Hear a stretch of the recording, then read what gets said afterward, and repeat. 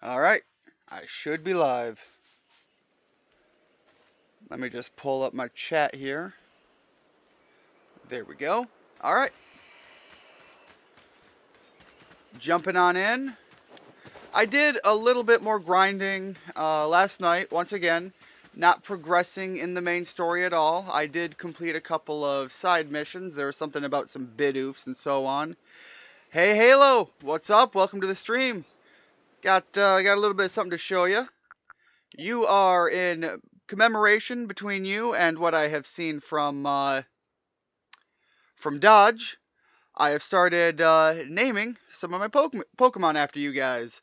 I have found out that Turtwig is in the game, Turtwig Ash. So I am going to try to get my hands on a Turtwig and name it Ash.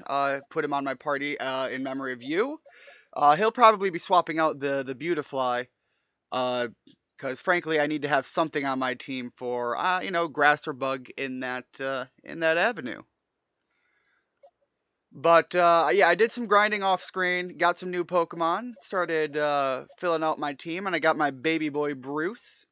So I'm good to go forward into this boss fight, which I might end up paying a little bit for with my my arrogance. Grab these items on my way.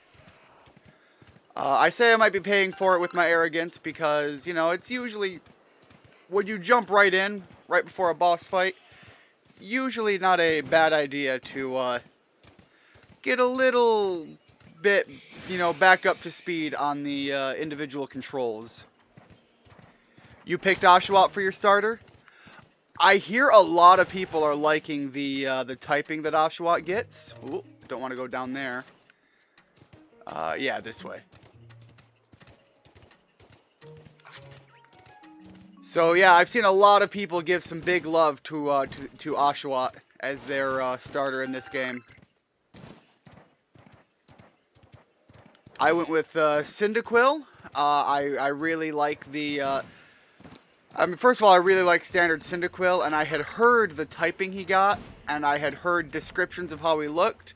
But it wasn't until earlier today when somebody's thumbnail finally spoiled for me what he actually looks like. So unfortunately, my hope of being able to experience him for the first time live myself, that's not going to happen. But I have come up with a bit of a theory for Typhlosion that I think I'll get into once I evolve mine and get to have one of my own.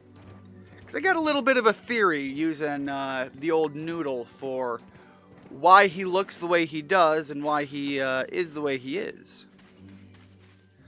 Your team is good. What's your current team in this game? I think we're going to get ready to go fight, what was his name, Haxor? So you say that you Galaxy people came up with a method to try and quell... Cleavor, that's what it is. To quell Lord Cleavor's frenzy? I mean, he's going to be friendly.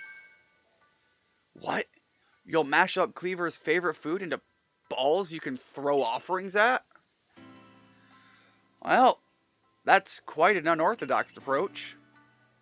You Galaxy people, your inventiveness just blows me away. I mean, now you can make offerings to Lord Cleaver from a... How is that surprising? The idea of throwing food at him. I'll lend you my aid if it means we might provide Cleaver with his offering. Let's begin at once. Hold on, Leon. Don't get ahead of yourself.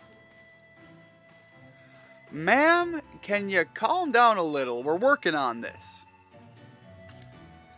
Okay, whatever the plan is, you'll need Cleaver's favorite plump beans. I've brought them as promised.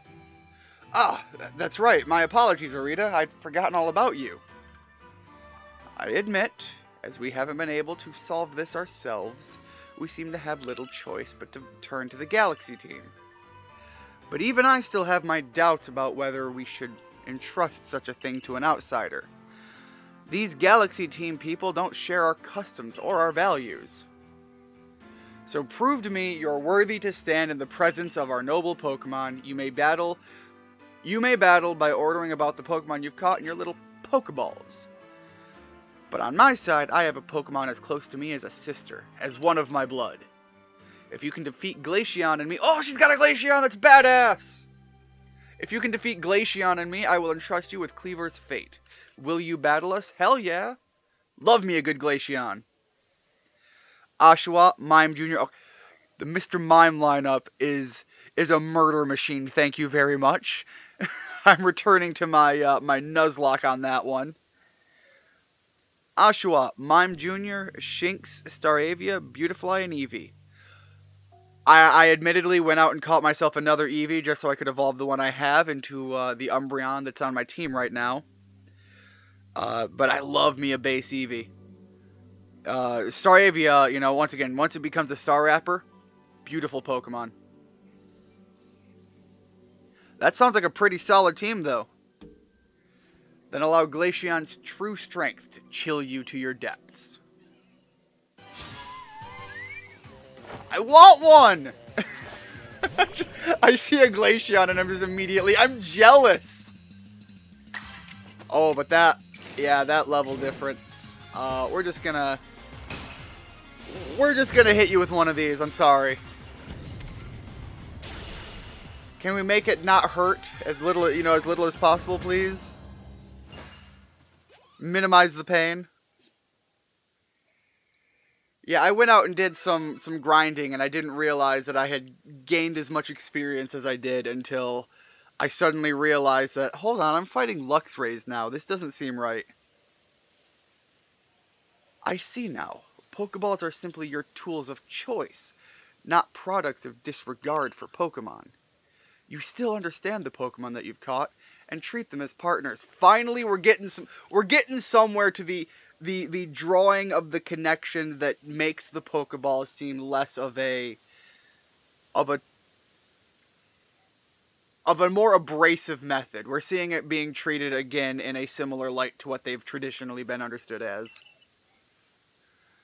I feel better putting my trust in you now, I think.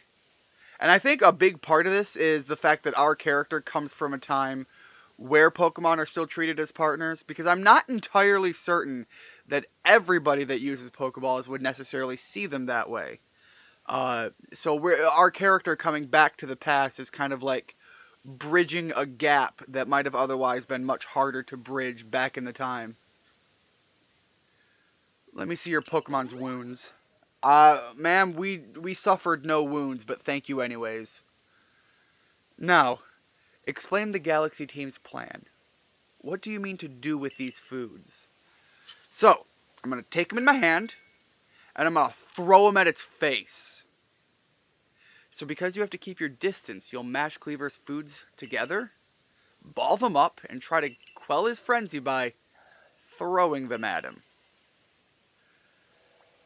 Interesting. So you've developed soothing balms of a sort to calm our lord. Very well.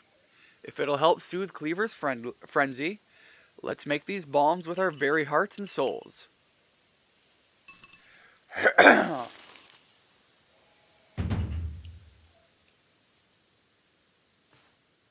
There, a veritable mountain of balms. This should please Cleavor if anything can. Now then, ready yourself, and I will summon our mighty Cleavor, Lord of the Wood, Champion of the Oak. Alright, let's go. In the trading game, people are using all zeros? I'm not sure I understand the context of what you're saying there. Is there actually trading in this game? I haven't come across that yet. Alright, Liam's ready as well. I'd imagine there might as well be. I can't imagine why they wouldn't have it in here. I just haven't come across the mechanic yet to initiate that. I don't know why I got this far in the game and didn't even consider that they'd be trading. O mighty Cleavor, Lord of the Woods, Champion of the Oak. Though it isn't yet the time of ceremony, we've prepared an offering of your favorite things. This young child! Benevolent Lord who works his might between the heavens and earth, we offer our gratitude and beseech you, reveal yourself to our eyes. Alright, listen well, Ian. Keep your focus on Cleavor. Eyes on the prize. Dodging will be vital. Try to avoid his moves as you're throwing the bombs. Cleavor comes busting in with a scream. Okay, yeah, there is trading. I'd assume people are using all of these zeros as fillers for something, which might imply something might not be working that well. I don't fully understand the full zeros. Hopefully that's not an implication that people are cheating Pokemon in, because that's not as fun. I ran into a lot of those in Sword and Shield. To claim victory against a noble Pokemon and quell its frenzy, you'll have to throw bombs at it until its frenzy gauge reaches 0. If you manage to create an opening in the noble's defense, you'll be able to send out your Pokemon to battle against it. When the Pokemon battle, and the noble's guard will stay down for a brief time. During that window, bombs will be more effective than usual, so throws... Okay, so yeah.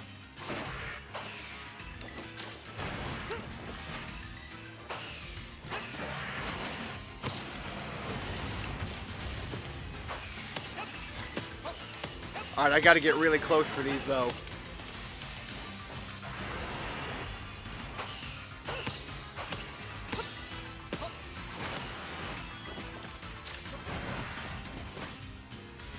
There's gotta be another,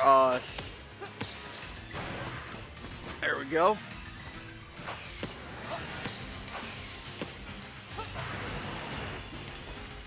I think the dodge gets me a little bit closer quicker.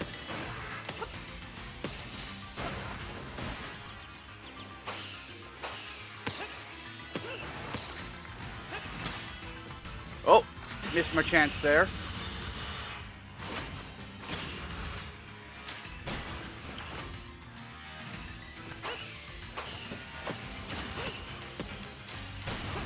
Oh, that was a little close. Oh, okay, was a little slow on that one. There we go.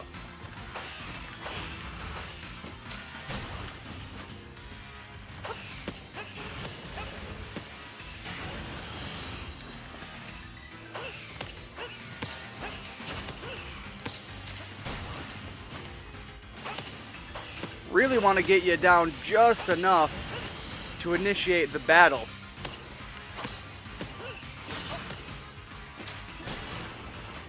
Alright, well, you know what? Just food.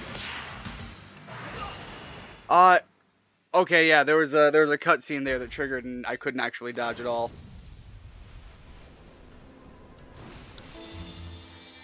So although I technically got hit twice, I really only got hit once. Only one of those was me and not the cutscene.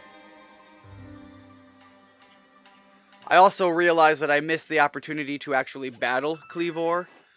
So I kind of miffed that I missed that, but that was on me. That was me not realizing the stun effect on the face.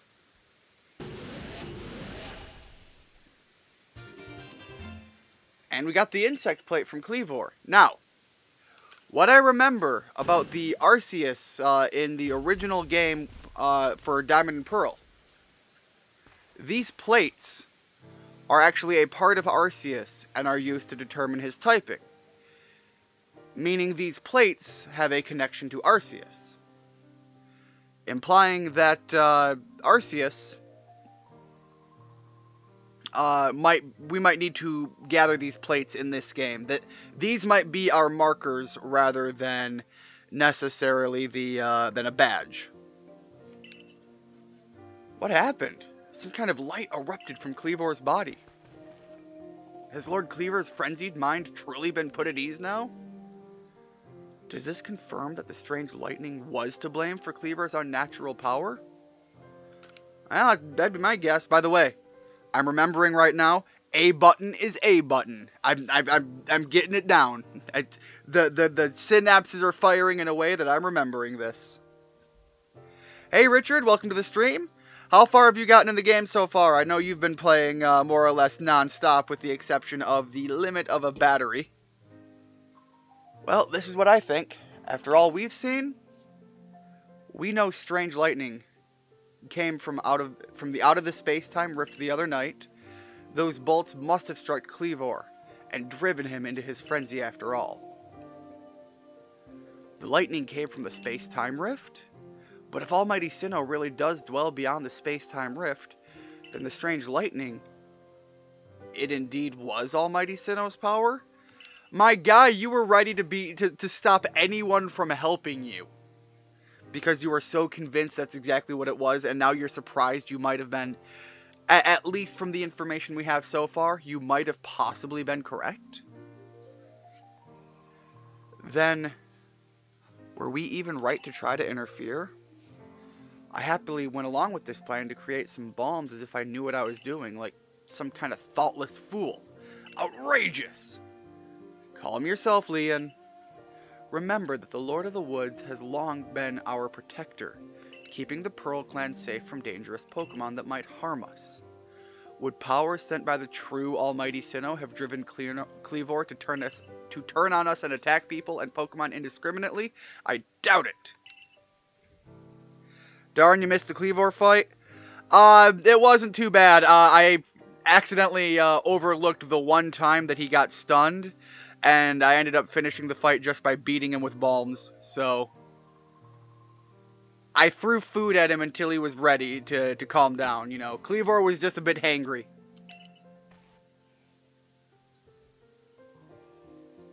Oh yeah. What was everyone's starter? I know Dodge has the same starter as me.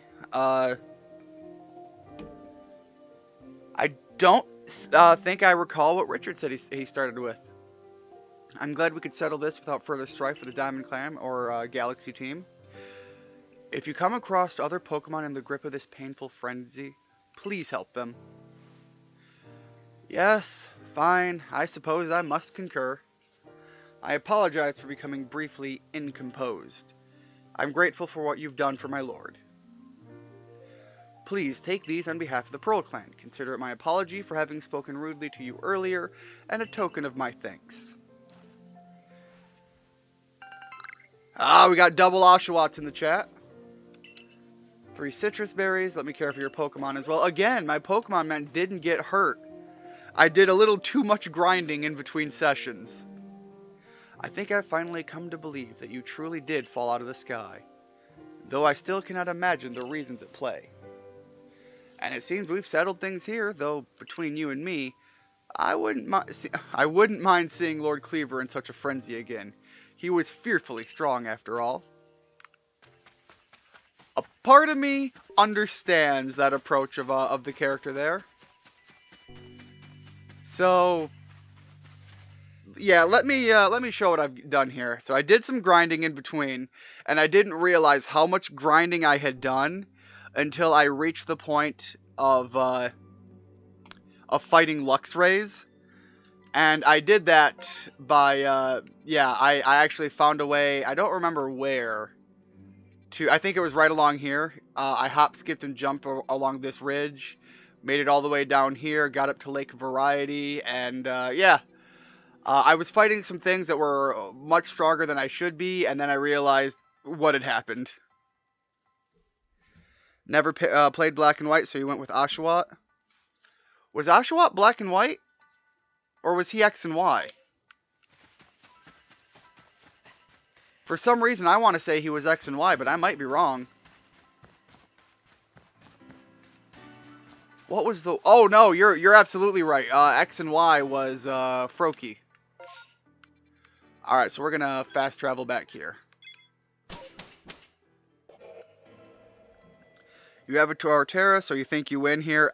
You know what? The Torterra, yes. Bit hungover, drunk on the power of lightning. Apparently feed him the bombs to cure the hangover. I like the hungover better. I like that. Yeah, because he was hungry, number 1.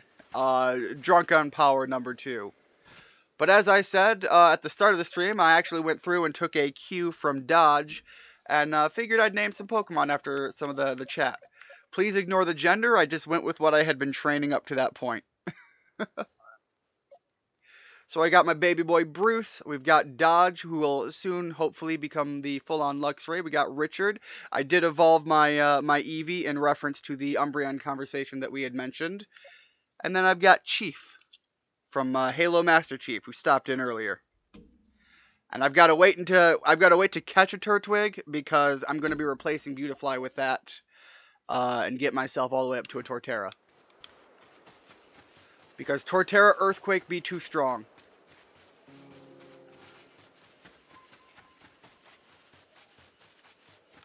Let's get ourselves back.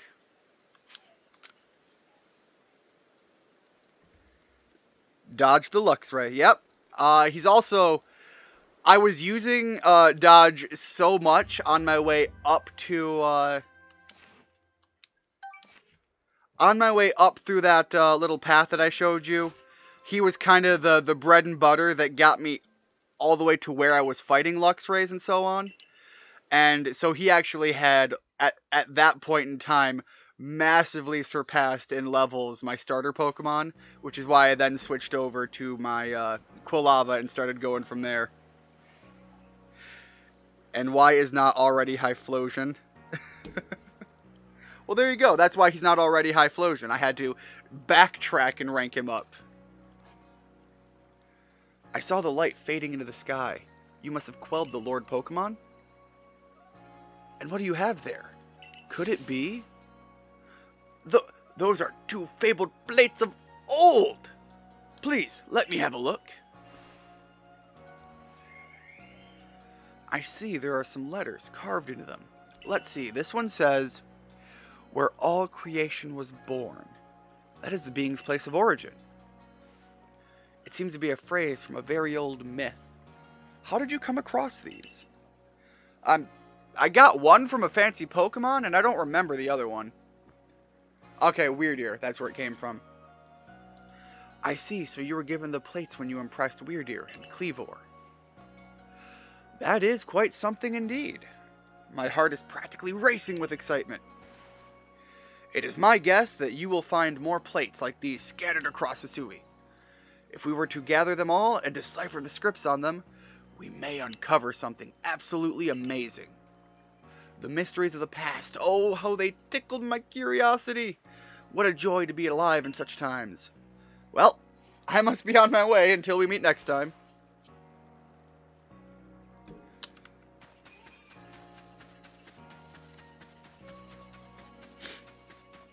And yeah, as I said, I also did a lot of the side missions. Still got his little wormhole buddy. He did a lot of side missions going on here. The real winner here is Richard, by the way. Named after an Umbreon and a shiny Drifblim. Look, I gotta say, I am legitimately jealous at the shiny Drifblim. First of all, Drifblim, just as a default, one of my favorite ghost types, and I'm a big ghost type fan. Top of my list is probably Doublade and Haunter. But Drifblim having, I think it's fire typing. Is that what? No, it's fire type moves are available, but it's it's ghost flying. A peculiar Ponyta. Yoda, a fellow from the village, claims to have seen a rather strange Ponyta. You must investigate the matter for the good of science. A peculiar Ponyta. Two things come to my mind. One, it's going to be a small, because Pokemon sizes are a thing in this game, it's going to be a small Rapidash, and they're going to consider it peculiar because it's the size of a Ponyta, but it's a full-on Rapidash. Two, free shiny, and I'm going to be hyped as hell because shiny Ponyta is one of the most amazing Pokemon there is. That blue fire is freaking sexy as hell. Richard, go me. Hey, listen to this. I saw something out in the wilds. It was incredible. Please go on. The thing I saw was a will-o'-the-wisp, a ball of bright red fire. When I was walking, the winds run. Will-o'-the-wisps are no joke, lady. I'm pretty sure those, like, depict the ripping of souls from the body or some weird shit like that. At it again with these stories. Don't listen to her, mister. My big sis always gets carried away with her fairy tales. Oh, for goodness sake, I'm not making it up. I saw that will-o'-the-wisp with my own 2 eyes. Oh yeah? Then why don't you show it to me? Good luck with that. It's so frustrating he won't believe me. I honestly did see one. Also, will-o'-the-wisp is the name of a move. So maybe you saw a fire Pokemon using the move? Say, you're with the Survey Corps, right? And I hear you're quite the prodigy. I bet you could easily catch a will-o'-the-wisp. Do you think you could catch the one I saw and bring it back here? I mean, I could give it an honest shot. Alright, and apparently I forgot to go check in with the boss lady or whatever, so I gotta go back in there and do that. But I'm thinking I'm gonna rush right into that Ponyta thing, because if it's a shiny Ponyta, I'm making that a high priority. Alright, so it's not the boss lady, it must be the boss man. The big boss boy. Sumo Chad! Well done. I have already received the reports of your exploits. You successfully quelled Cleaver's frenzy, restoring peace of mind to Hisui's people. You are a stranger to us, one who fell out of the very sky. Yet you have served the Galaxy team admirably. I admit you have earned yourself some degree of recognition, but things are not settled yet. I've received word that there are other Pokemon nobles falling prey to such frenzies elsewhere in Hisui. So carry on with your requests and survey duties, and prove that you are truly an asset to us. That is all. You are dismissed. Your fellow Survey Corps members are likely the Wallflower. Go and join them. Alright, we get to go get some mochi. I suppose that's our next big goal. Feed our belly.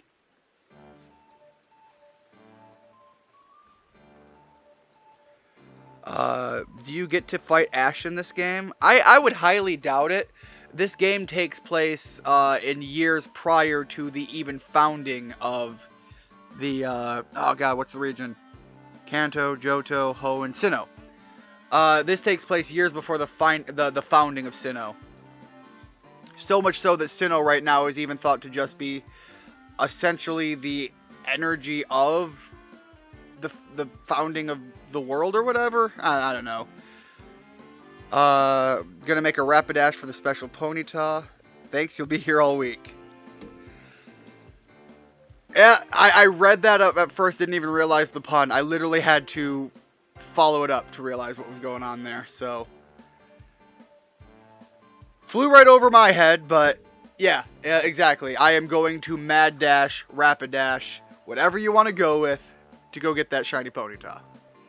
Benny, old chum, the usual order. 3 servings of potato mochi.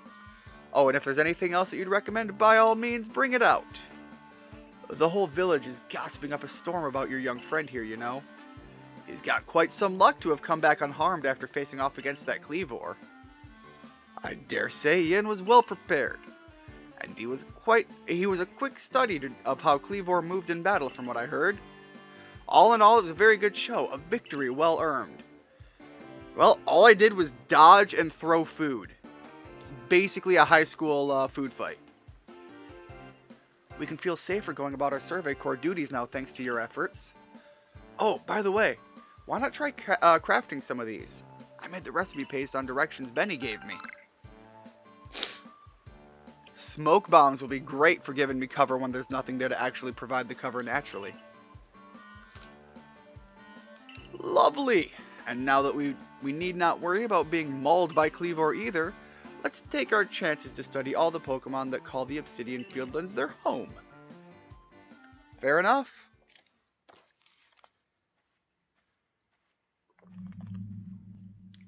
Oh, is this going to be creepy? Are we going to get some ghost story stuff here? Ian? I've been waiting for you, Ian. My name's Vessa. There's something real important I need to tell you. Would you come with me?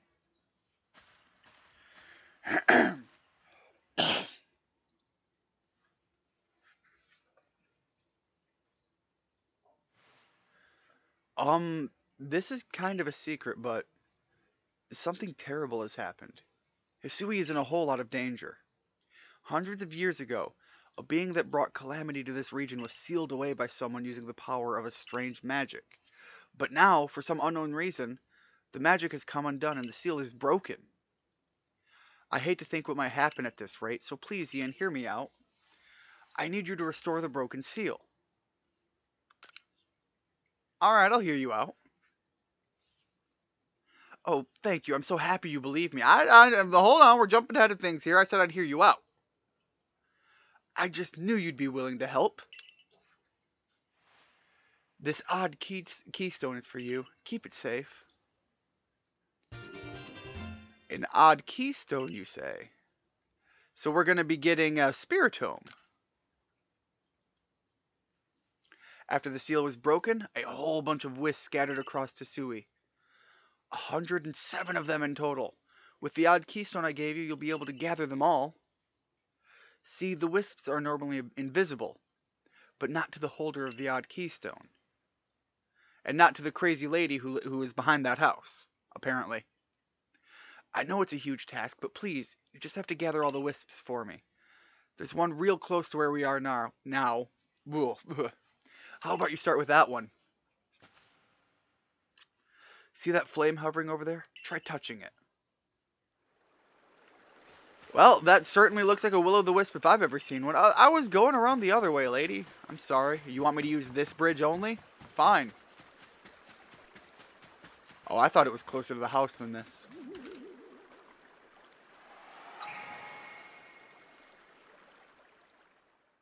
Alright, that's one spirit down, 106 to go. The wisp has been absorbed into the odd keystone, just as it should have been. Thank goodness I picked you to help me with this. Come talk to me if you ever need help finding the remaining wisps. And one last thing. As you gather more and more wisps, I'll give you some rewards as thanks. I'll wait here for you while you carry out your search. Good luck. I don't trust this storyline. First of all, Spiritomb is known for having some crazy good, story content. Ghost Pokemon in general are known for having good story content. And the Pokemon games for a few years now have had interactions with unique spirit tie-ins. I don't know if all of them are intended, but I think personally that they are. And I don't trust that girl really exists. I think we're going to find out by the end of this quest line that she's a spirit herself and is just trying to keep people safe with the breaking of the seal. Wow! The Galaxy Team hairdresser really is, dare I say, cutting edge.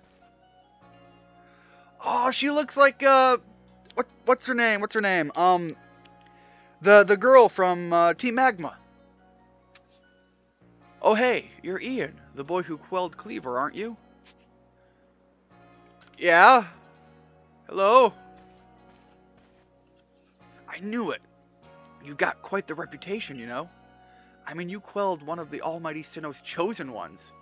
Some people are actually kind of scared of you for doing something so bold. I'm Arezu, by the way. I'm a warden of the Diamond Clan. My special skill is giving haircuts. Real nice to meet you. Oh, snip. Oh, I like that. That's adorable. Oh, snip. But I came here to talk to you, to your Mr. Kamado. I'll be seeing you.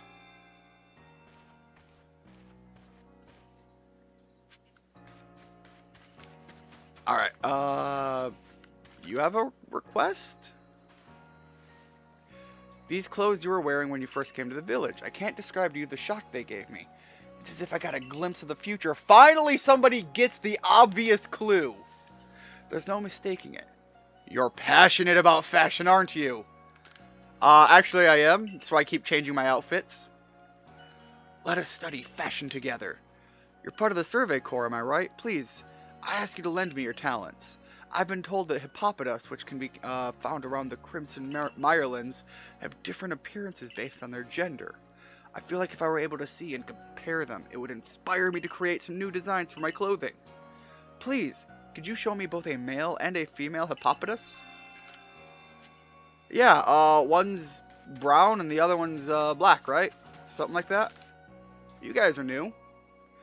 Jinter of the Ginkgo Guild sells rare items you won't find anywhere else. Alright, got a special product in stock. A stealth spray set.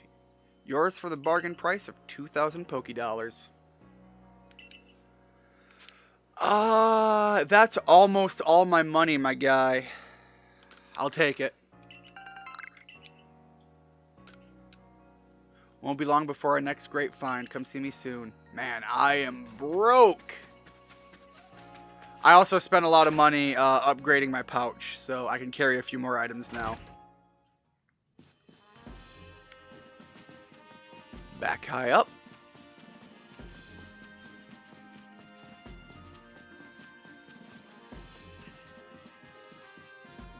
Alright, do we get new haircuts, old man? Or is she going to be somebody even more important? So it's come to Ursaluna as well. This suggests that even Pokemon that are not nobles can become frenzied. I have received no word from Adaman or Arita, but this is not something we can simply ignore. In any case, you have my thanks, Miss Orizu. You did well to inform us of Ursaluna's situation. No problem. Adaman's got his hands full running our clan and all, and Ursaluna's warden wouldn't even give me the time of day. So the Galaxy team are the only ones I could turn to about this. Ursaluna's warden is Mistress Kaleba of the Pearl Clan, is it not? Of all the wardens, she is the most narrow-minded, bound by tradition. She likely does not take kindly to outsiders meddling in her affairs. I have a new mission for you, Ian! Go fight the Ursaluna. I mean, study Ursaluna. I permit you to show your strength if necessary. You think your last satchel... Oh, holy shit, 16 grand! I don't know how I can physically pack more things into your small bag. It's almost like maybe there should be an upgrade to buy a bigger bag. I'm just saying. You can only pack so much into a little satchel. The next area you will be sent to investigate is the Crimson Meyerlands. You will find a Pokemon living there to be more fearsome than those in the Obsidian Fieldlands. Even the landscape itself is harsher, with steep ravines and seaside cliffs. It is not welcoming. At your current rank, you should be able to handle the Crimson Marlins on your own. Here's what you need to know. Your destination is a place within the Meyerlands known as Salacian Ruins. That is where you'll find Ursaluna's warden. Alright, so go out and fight a bear. Okay, I want to say this, because it's, you know, everybody has a bucket list, right? We all know what that is, right? A list of things you want to do before you die. For me, my bucket list are things I want to do before I die, or things I want to do that if they kill me, I'm okay with it. On such of a bucket list for me is legitimately fighting, like, not a huge grizzly bear or anything, but like black bears. I legitimately want to wrestle with a black bear. If it kills me, so be it. But it's kind of just one of those things that it's like, God, I kind of wish I could. And obviously I don't want it to be a situation where it's like I pay someone to let me fight a black bear because that's just animal abuse. Should I find myself in a position to justify fighting a black bear, I can and I will, is basically what I'm saying. You there, valued customer. Wouldn't you rather have had more wares for you to choose from? You could almost say like it's a list of potential death wishes. Would you rather I had more wares for you to choose from? It'd be nice. That it would. Unfortunately, Tao Hua refuses to provide me with any new goods to offer. He won't listen to a word I say, so would you try to persuade him for me? I'm sure you'll get somewhere if you bring him some hearty grains as a token of goodwill. 2 or 3 stalks ought to do it, but I'd make it 3 to play it safe. So yeah, the idea of this little kid going off to go fight a super powered bear sounds pretty awesome to me. Hey, sport, interest you in some target practice? All you've got to do is lob some balls and try to pop some balloons. Easy peasy, fun and breezy. Even got some fine prizes lined up to give out depending on how well you do. If you manage to break 10,000 points, you'll be in for a real treat, I can tell you that. If you're up for a challenge, just let me know. I'm usually to be found in the practice field. Alright. What else do we got, ma'am? Oh, you're the boy from the Survey Corps, aren't you? Thank goodness you've come along. Could I ask you to fetch a plant for me? I need to use it to make some medicine. The plant I'm after has 3 leaves and tastes bitter enough to make you dizzy. Unfortunately, I don't know where it grows. Try asking Anise from the Medical Corps. She'll be able to point you in the right direction. I'm gonna need to grab a drink of water here soon, I guess. Starting to feel real coffee.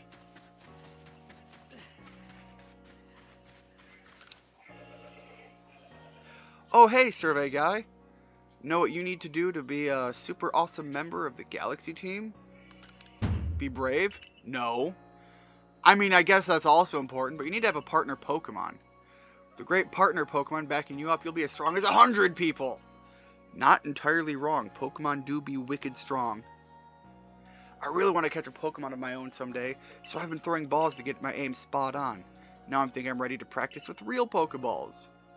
I bet you have loads of them since you're in the Survey Corps and all. Do you think you could just give me like 5 of your Pokeballs? Please? Yeah, sure, kid. Go ahead. Knock yourself out. Go catch yourself a bear. Wrestle it.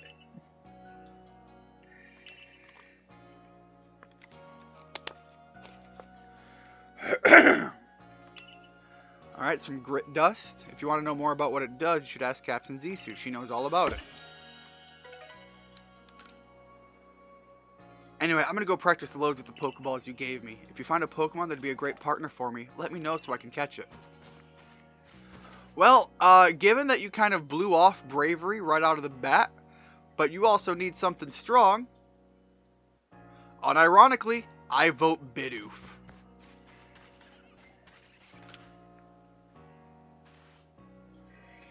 Oh my, you know, you remind me somehow of my grandmother. She was always so friendly with her Pokemon, just as you seem to be. I feel that same aura from you, as if you could become true friends with a Pokemon. I'd be interested in seeing how friendly you are with the Pokemon you carry with you. I hope you'll come show me sometime. Well, we've got a starting partner, and we also have an Umbreon that was friendly enough to evolve. How friendly are you with certain Pokemon? Well, let's start with Quilava. I think he's the obvious choice.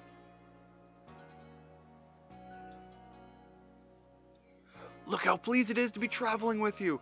You have a true friend here, I can tell. My grandmother was precisely like you, the type of person who could understand the minds and hearts of Pokemon. I grew up watching how she interacted with them, so I have a bit of a knack for sensing how compatible a person and Pokemon are. If you'd like to, you can keep coming to show me your Pokemon. I'm happy to inform you at any time how they're feeling about you. There we go. Mission done. Rare candy acquired. I really have to go get my rank up though soon because I'm kind of at the threshold at the peak power for the point I'm at right now. Oh, hello, Ian. I was just getting the itch to battle with you, and, well, now here you are. It must be a sign. I mean, you know what? I'm down. Let's go. Let's have a fine battle so I can go grow closer with Pikachu. 2 Pokemon? Well, let's see if we can't win by sticking to the same rule of 2 that she's following. We've probably got a huge type advantage and level advantage anyways. So let's go. Yeah, let's just roll out. We'll do some big damage and we'll be stacked for the second Pokemon she sends out. Especially since we dodged the hypnosis.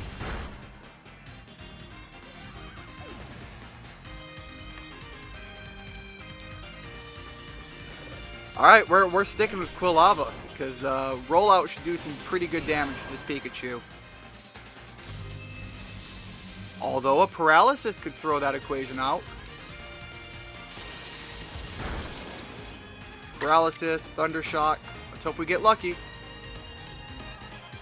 Oh, and then it missed. So that is a reset for the stacking we did there. So let's see if we can't just roll for some big, strong flame wheels.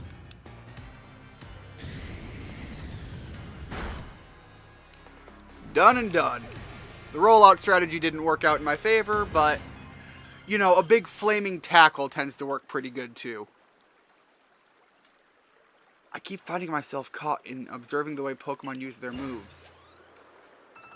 Look, I get it. Watching magical monsters just duke it out would be pretty amazing. Part of the reason I'm a big fan of kaijus. Pikachu may not be very happy with me after that. Thank you for battling with me. Here, have this new recipe. Okay, so now we can make the stealth sprays that I just purchased. So I've been working on studying those strange space-time distortions. Do you know the ones I mean? They've been appearing here and there lately. It seems like they hold wondrous items, but frightfully strong Pokemon too. If you plan to go into one, be careful about that. Well, time to head to the Meyerlands. Alright, new area. Heck yeah.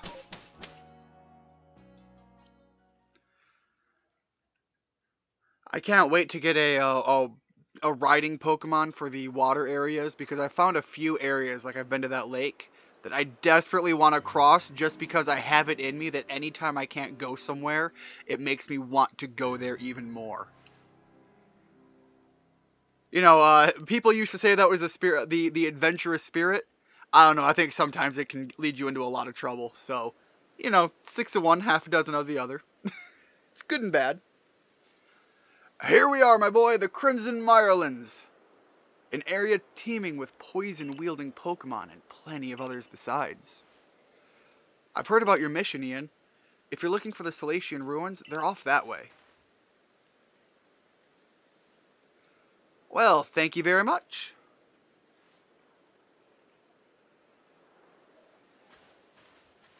For now, I'll keep searching for those space-time distortions.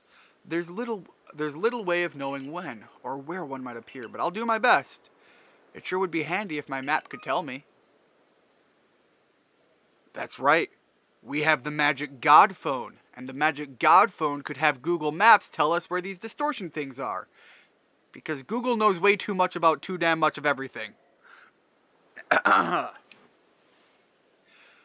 counting on both of you. Carry out your survey work as best you can. But be mindful of your limitations as well, won't you?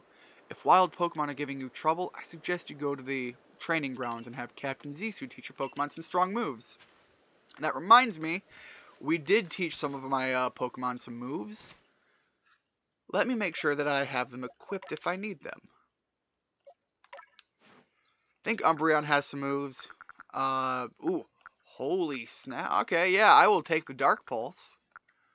That's not one I taught him, but, man, I'll take that over Tackle all day long.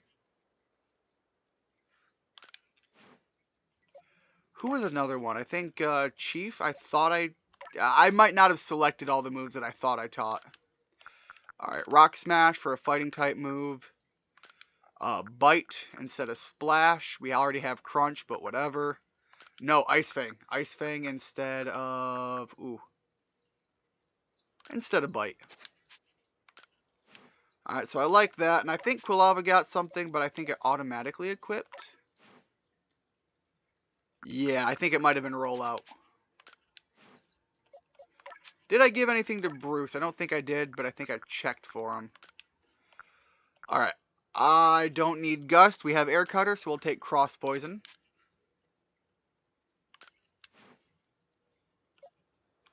And what does Dodge have? Alright, yeah, Thunder Fang is still just my go-to. Everything looks fine there. That Thunder Fang did so much work. It was just dropping things left, right, and center. Oh boy, this area. I'm assuming that is telling me to be wary because I'm going to get my ass kicked. So, have at the new area, I guess. I'm down for a challenge. Hey there, you're that go-getter from the Survey Corps, right? I have a request for you if you got some time. I'd love to know more about a Pokemon called Roselia. It has these gorgeous red and blue flowers for hands. Such a graceful Pokemon. I often come to the Golden Lowlands to admire the Roselia, but just watching them from afar isn't enough for me anymore. Do you think you could complete Roselia's page in that Pokedex of yours and show it to me? Yep, on my way to go do pretty much all of that right now. Alright, I want to do some... Carnivine! Nope, get over here. We're going to do this old school. You and me.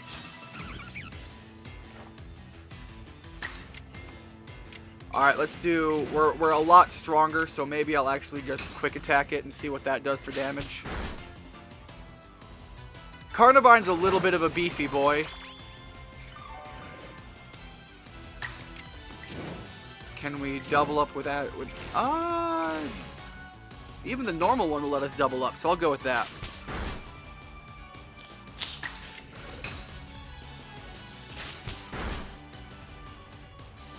Alright, I'm liking that outcome. I think I can start throwing some Pokeballs now. Yeah, I'll just go with the normal one.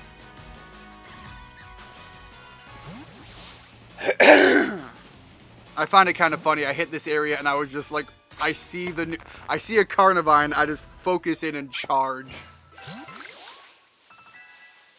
All right, Carnivine caught. Oh, what do we have here? Oh, you're adorable. You think you're relevant. That's a little better.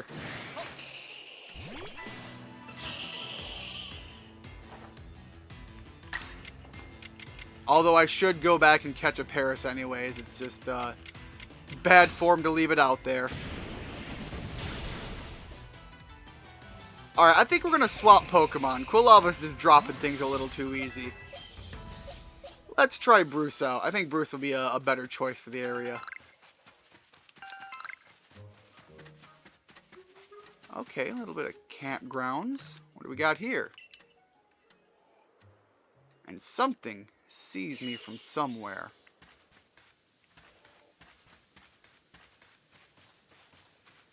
I don't know what, and I don't know where it is.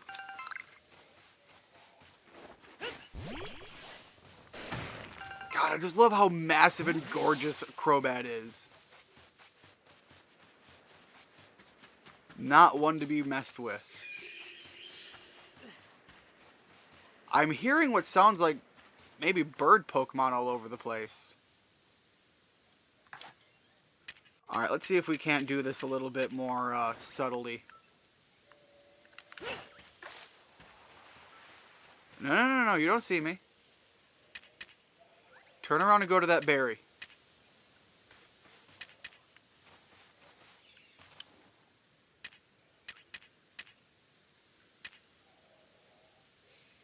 If I can see you turn around, I'd like to throw a cake at you. Alright, getting into that grass is going to take a little bit of time. I want to get the cover, though.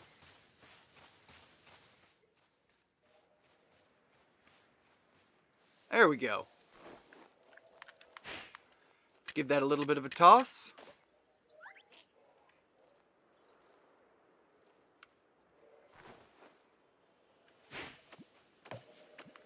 Oh, I missed. Darn it. Well, got him anyways.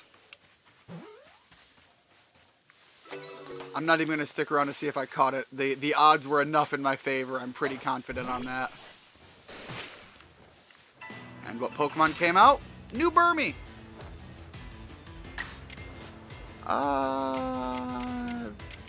See if we can make you not faint with a bite. Didn't work out. What's done is done. No.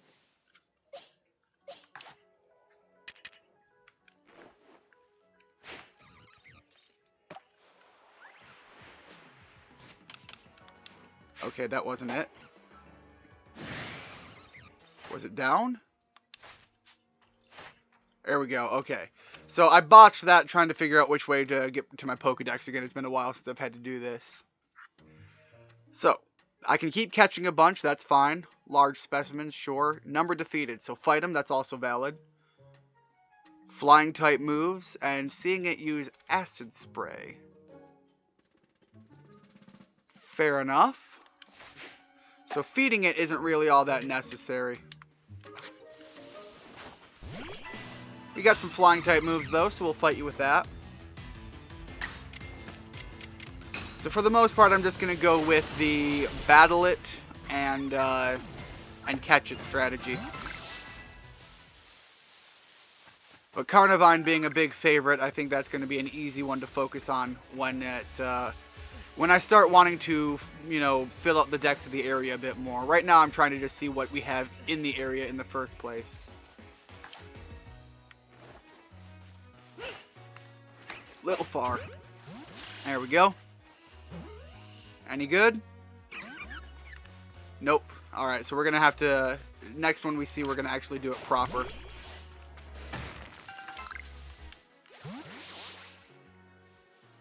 I'm pretty sure you saw me, but I'll give this a go anyways.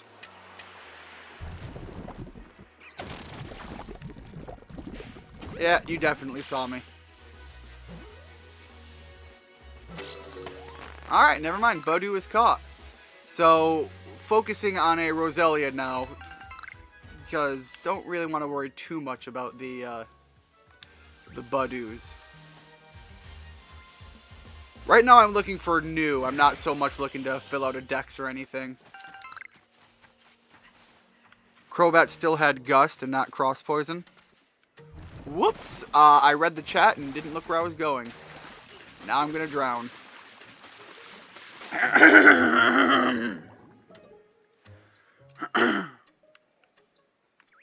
Alright, lesson learned. Look where you go.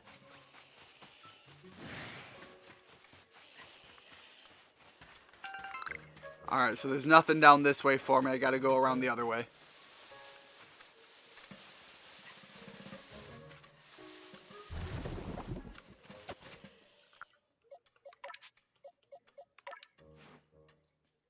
I'll be darned. You're right. I must not have approved it.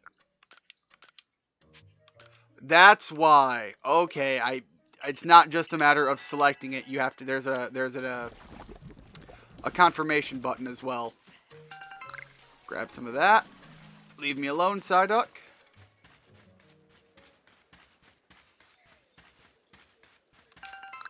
And since I'm only focusing with Crobat right now, I'll just have to remember that I have to go through and change the other one's stats anyways.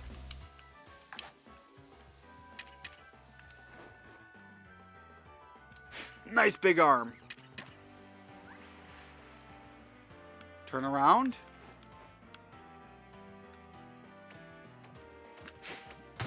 There we go.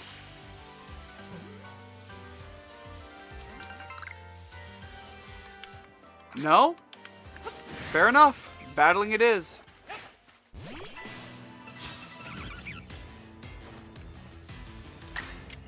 Now it's got Cross Poison. Thank you for pointing that out to me. It would have taken me a long time to actually realize it myself. So now we'll catch it this way.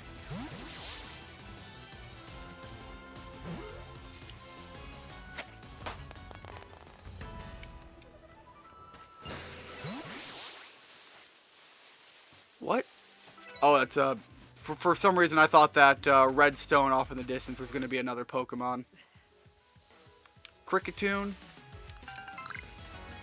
Not interested in the here and now. What have we got in the new stones? Oh, it's not new. Okay.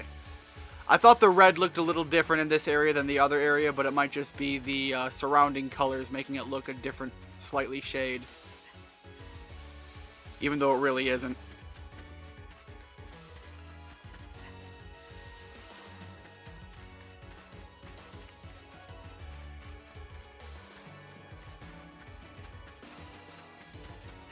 Alright, into the story progress we go.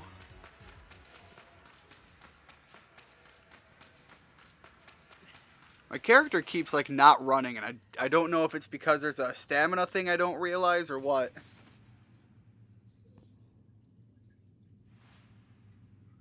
I'm Kalaba of the Pearl Clan. Warden Kalaba to you. Oh, now would you look at that? You have a Celestica flute. You must be the one they say fell out of the space-time rift. I mean, that's what they keep saying.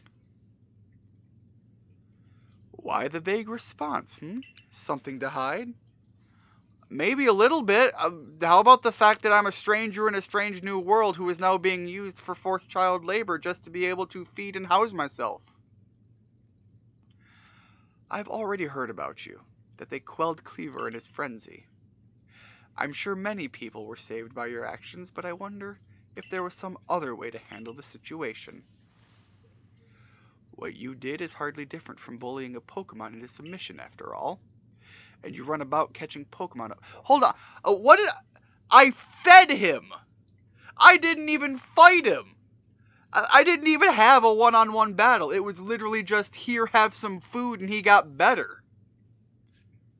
I could have gone about it in a better way, like putting it out on his feet, but he wasn't down for it. Sorry, ma'am. And you run about catching Pokemon up in these little balls you carry. I don't need any help from your sort, or the Diamond Clan for that matter. That young lady, Arizu, offered to help, but associating with the Diamond Clan, it just won't do. Be on your way. There is much I must do, and I'd prefer not to be distracted any further. I already read that one. Ian, how about you show me the strength that could quell even a frenzied lord? Well, alright, yeah, I'm always down.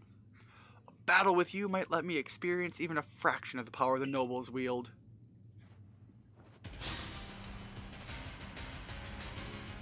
Ginkgo guild member Volo challenged you to a battle.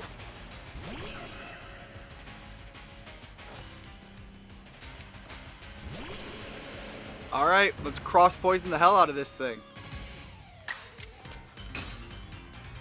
Want to be able to use that as a strong style attack anyways.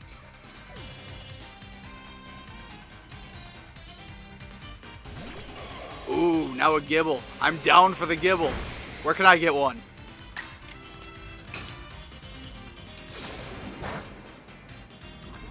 I think realistically the flying type move would be a stronger move, but I'm trying to, from what I understand, using the move multiple times is how you master it to be able to use it in different styles. And I want to use Cross Poison.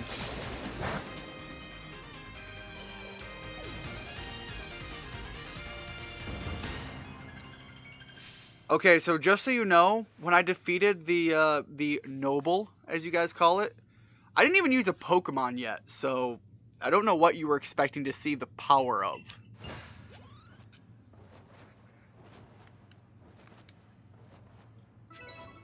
Unless you wanted me to fight your Pokemon, and frankly, not horribly against that either. Such prodigious strength. Now, let me just heal up your Pokemon. Well, thank you very much. Well, I think that settles it. I must ask for your help in retrieving the stolen wall fragment. With your skill, it should be a cinch. The what? Yes, exactly. Some bandits pillaged the Celestian ruins and made off with the fragment of the wall engravings.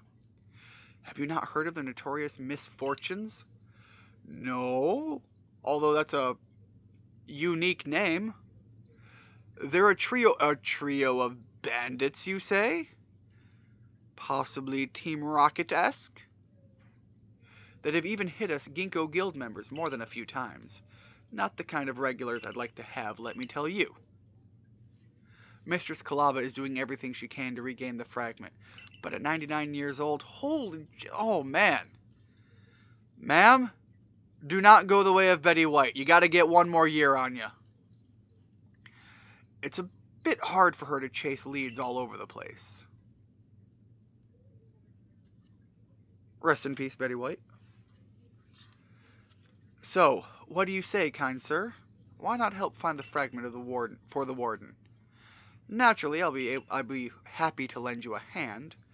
Those sisters swiped my wares too, and I'm no Ginkgo Guild merchant if I take that lying down.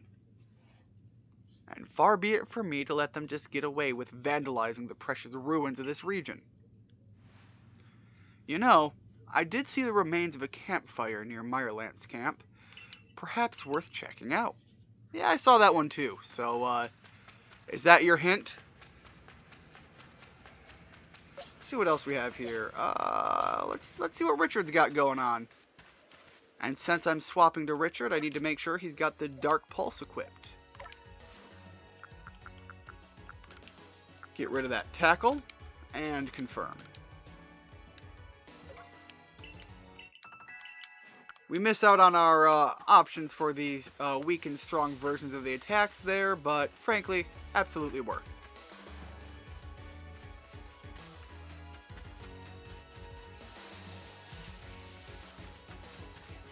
Alright, back to the campgrounds up here. I'm curious if they're actually going to give them a Team Rocket-like aesthetic. If the trio is going to be 3 humans, or if it's going to be 2 humans and a Pokemon. Obviously, I'm doubtful it would actually be like a Team Rocket stand-in 1-for-1, but, you know, something of that sort of tie-in.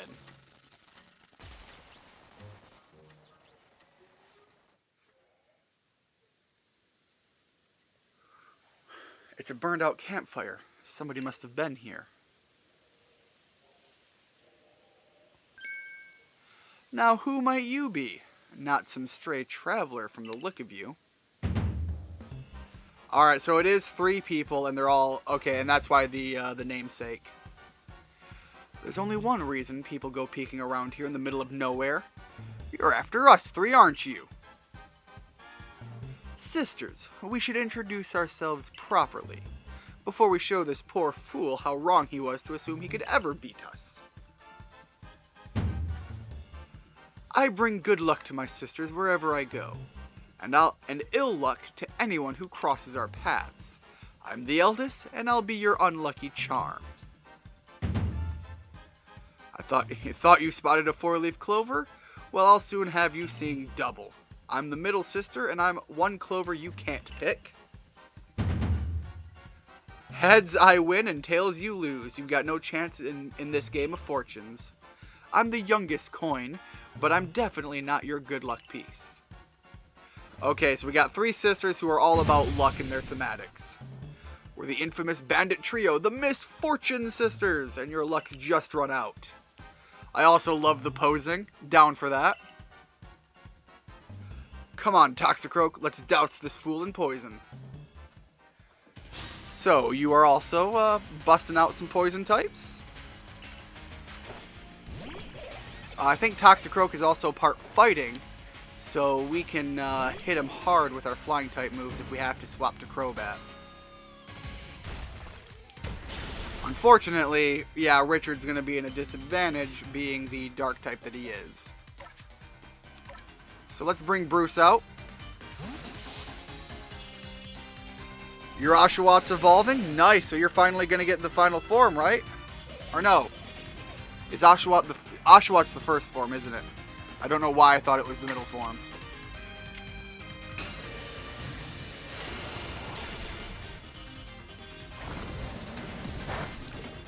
And even then, the Venom Shot can't do anything. We'll strike him with a Cross Poison while we're at it. Just to make use of the move.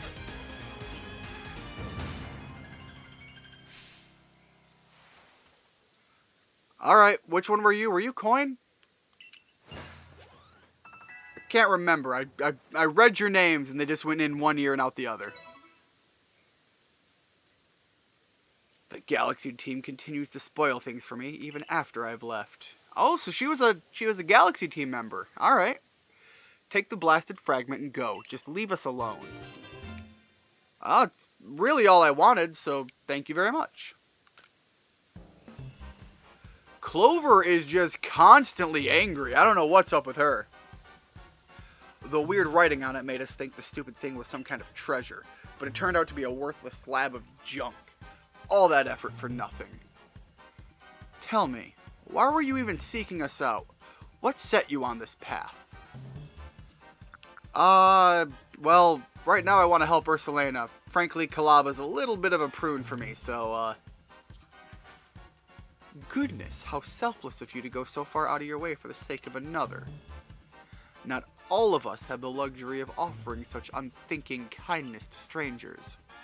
For some of us, simply surviving another day takes all that we have. And I've got a score to settle with the Galaxy team, which now includes you.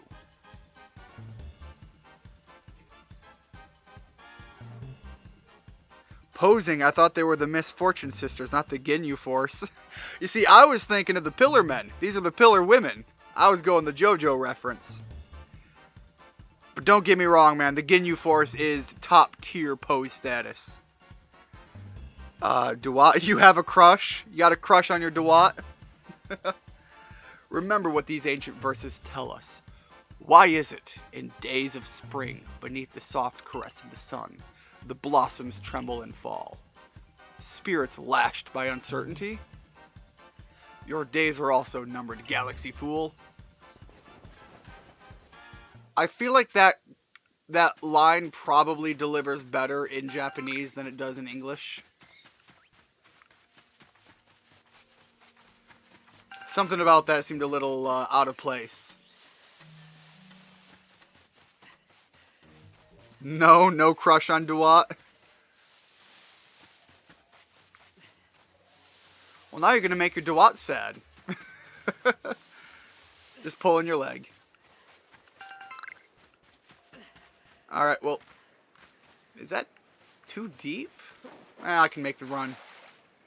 Yeah, it's right there. It's right there. No! How are you drowning? Literally stand up, child. I'm calling BS on that. That was a little scuffed. It literally, if he stood up, he would have been fine. That one seemed a little off.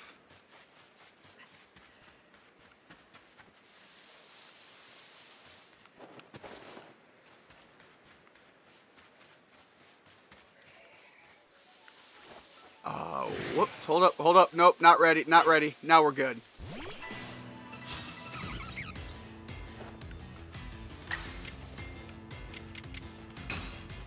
Big old air cutter. At this point, I'm fighting him just to tick off in the Pokedex. Oh, I forgot, I did go back and catch a Chimchar as well, so I have a Chimchar sitting in my box. He's not a part of my party, because I already have the fire slot filled right now. And I realized the moment I catch a Growlithe, I'm going to be walking around with 2 fire types, so it's going to be kind of scuffed for me, because I'll have a big weakness, but I'm not going to abandon my Growlithe. I actually saw a screenshot of a tweet that said if Pokemon were real, a lot of people would be in prison and not for the animal fighting thing. Alright, I got some things to unpack there, but we have story first. So you got the fragment back safe and sound. I'm well aware of Caliba's reputation. They say she's stubborn, too old-fashioned, and so on. But she's given the Pearl Clan all she has, ever since she was young. She's lived her prime years here in the Hisui region, trusting in the guidance of Almighty Sinnoh. I don't think it's that she hates the Diamond Clan or Team Galaxy. Rather, I think she simply loves the Pearl Clan very, very much. Anyway, I do hope you're able to calm Ursaluna's frenzy, Ian. Ursaluna, sorry. A raging Pokemon in the area definitely isn't good for business, I assure you.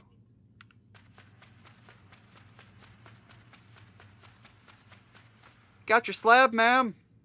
Please be nice now.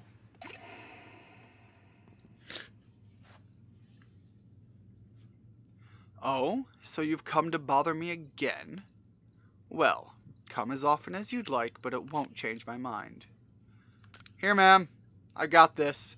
What? You went and retrieved the fragment from those bandits? Why go out of your way like that for a complete stranger like me? I guess you're that eager to calm Ursaluna, hmm? That's kind of the reason I gave them, too. I'll admit, I didn't expect anybody else to truly care for Ursaluna. Well then, let's see that wall fragment. And there we go, good as new. All lives Oh man, is that O? T-O-W... T-O-W something H. I don't remember what that letter is. All lives, though... Other? Lives to... create. Okay. T-H-O... All lives touch other lives to create... something. Something anew and alive. God, oh, Caliba, you're translating it for me. I went through all that work for nothing. All lives touch other lives to create something anew and alive. I see. I suppose it means people helping each other, like how you helped retrieve the fragment. I've read this passage many, many times, but this is the first time I've truly understood what it means. Maybe this is Almighty Sinnoh's guidance. What is your name then, boy? I see. Ian. Please lend me your strength so that we may help Ursaluna. It's true that Ursaluna has become enraged, but he doesn't seem to be in an utter frenzy. I think he will return to his normal state if we can just give him some medicine. I could never bring myself to engage Pokemon in battle, but that's something I can rely on you for, am I right? Ursaluna prefers to stay on Sludge Mound. Please join me there when you're ready. Alright, so I want to tackle that tweet that you mentioned. To bring it back up again. Richard Forrest, I actually saw a screenshot of a tweet that said, if Pokemon were real, a lot of people would be in prison and not for the animal fighting thing. In the original Diamond and Pearl game, and I think also in the remake, there is a library at one of the locations. And you can go read some of the books that actually talk about historical events and things. And some of that information, I think, is even going to be hinted at things that will come up in this game. One of the books in that library referenced that there was a time that there was not seen to be as drastic of a difference between human and Pokemon. And with this cultural view that there wasn't a huge difference between human and Pokemon, came the acknowledgement that historically, in Pokemon, it is verified that there were Pokemon and human interrelations, so to speak. I don't know if that is a misunderstanding of what the intention of the book was to be, but that is what the commonplace understanding has become.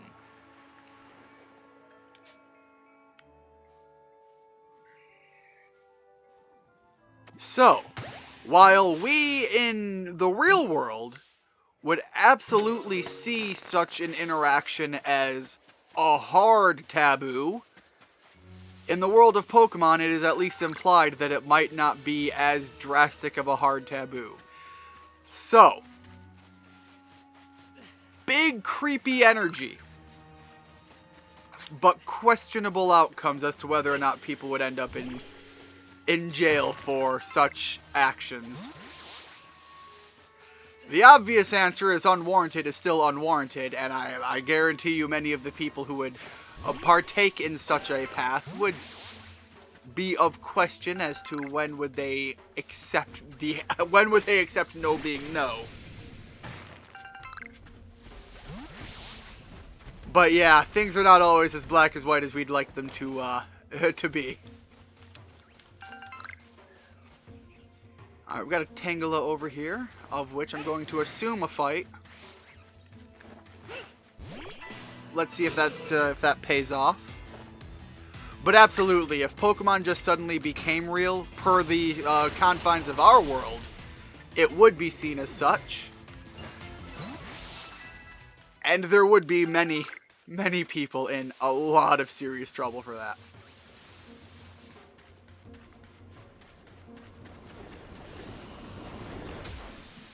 Okay, that was a little close. I don't know what that was, and I'm not even turning around yet to figure it out. Is that you, big boy? Yeah, I'm feeling a little ballsy. Let's try this out. Heal up Richard.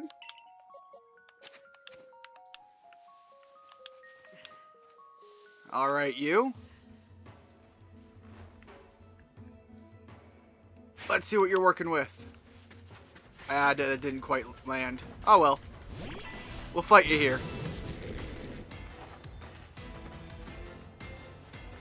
Level 45. I mean, that's a little rough, but it's not too bad.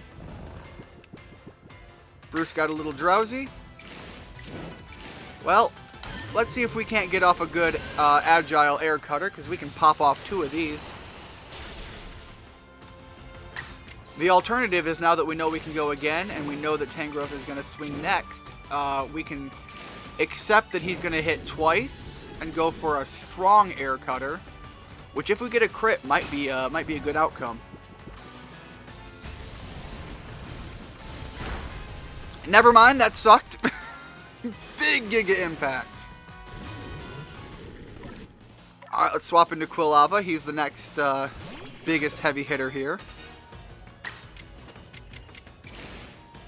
And again, we'll strong style the Flame Wheel.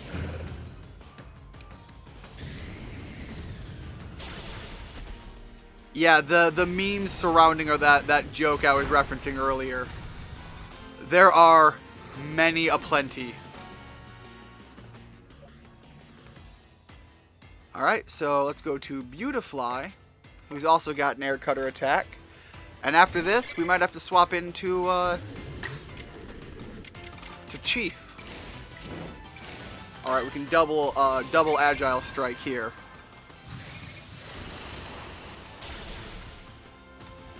So, level 45 I think is a little outside of my ability to catch it. So this is just a fight for victory.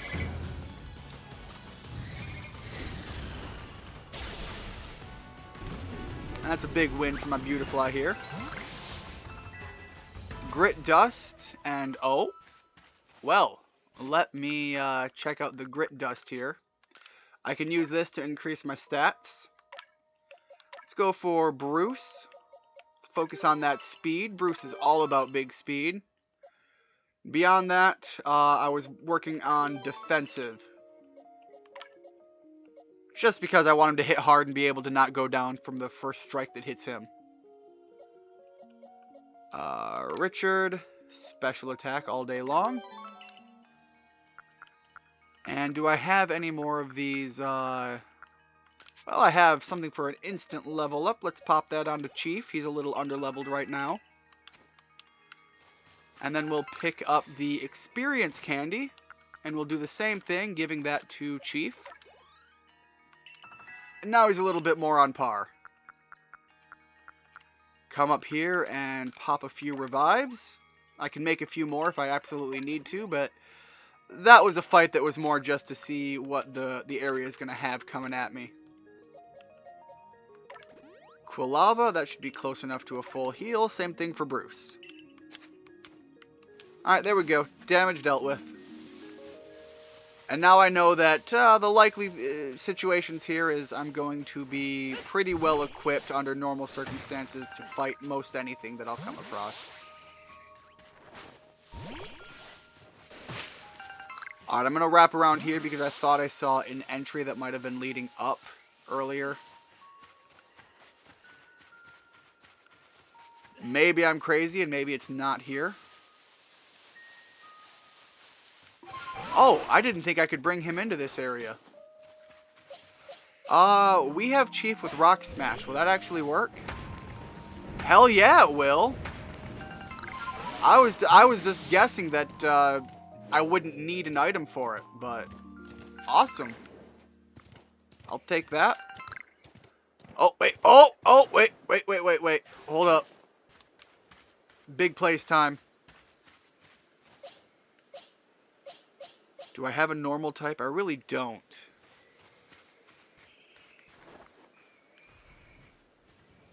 Richard, time to shine.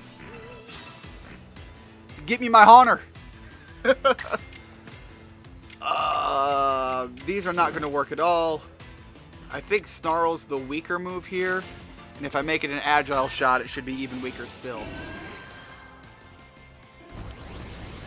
I need to gauge the way the fight's going to go. No! Richard, you're too strong! Dial it back, buddy! Alright, can we find another one? In the meantime, maybe you can help us catch this Onyx.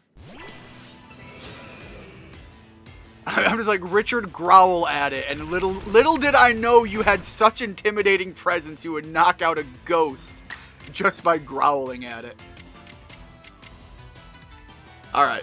Onyx is going to be more than capable of taking any of the physical attacks, so let's just Dark Pulse him.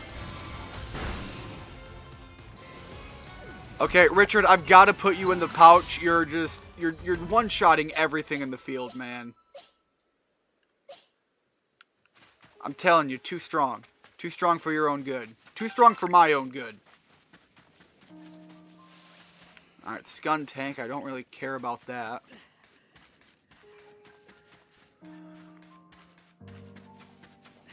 Let's keep pushing our way through. Grab one of those while we're here. I don't have very many Great Balls. In fact, I think I put all of them in the pouch last time I looked. Okay.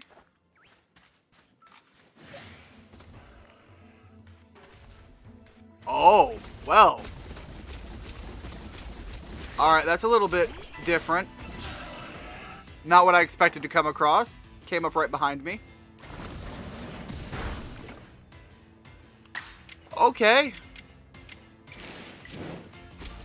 I think Quilava's going to go down here, so we're going to focus on the... can I switch who I'm targeting? I don't think I can.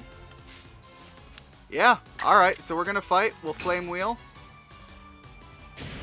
We'll do what damage we can, and then we'll have to swap anyways.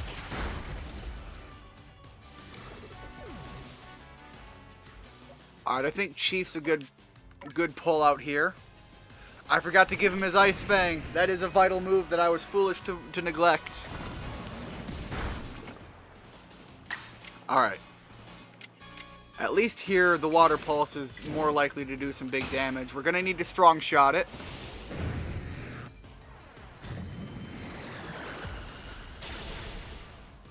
Alright, that was much better. Skuntank is looking around. Hippowdon's going to use Mud Bomb. No effect because we're a flying type. Now, here's the hope. Whoops. Here's the hope. Did you hear about the new Halo series that's coming out? They're going to be live streaming it on Paramount?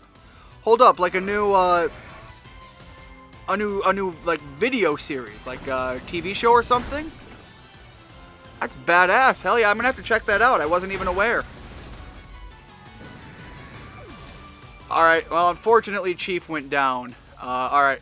Richard, you've been bodying everything. Let's see if we can keep this up. There's a type disadvantage, but like I said, Richard, you've just been dropping bodies all day. Oh look, Hippowdon. Gone. Just like that.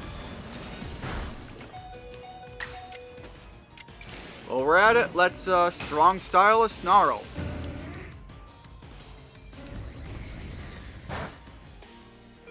Alright, the type advantage didn't work out in our favor, but you did weaken it on your way out. So you know what? That's a hell of a good shot. Take one down and make the other one more likely to go down to the rest. Alright, let's send Dodge out there with some Thunder Fangs.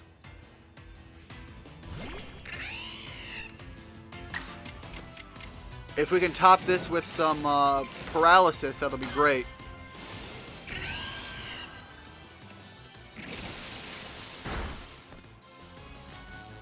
There we go, big paralysis. Now we're going to go in with a Strong Style Thunder Fang to back it up. And now it's going to be very hard for the Skunk Tank to actually take us out.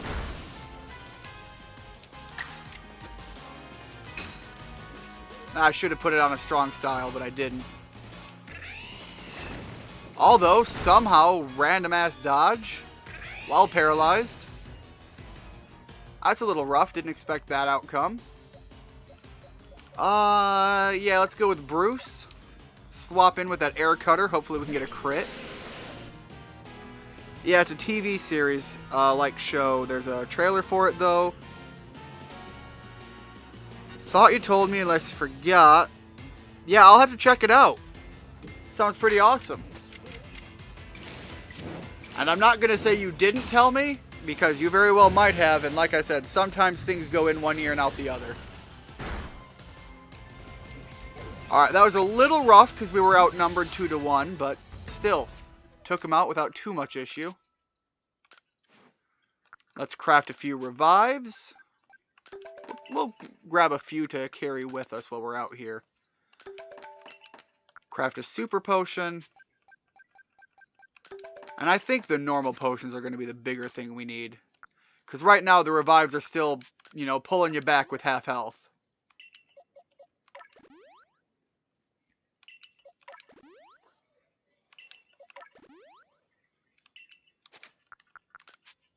Let's see. Nobody really needs a super potion, so standard potion gets us most of the way there. Super potion would just be overkill at the moment.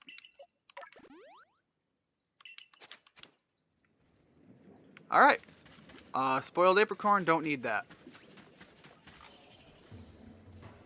Right now I'm keeping my eye out for more ghost type Pokemon. If you see one, please speak up. Not that you guys will be able to tell me ahead of time anyways. I'm afraid to go into the water. I feel like it's going to be, like, actually poisonous.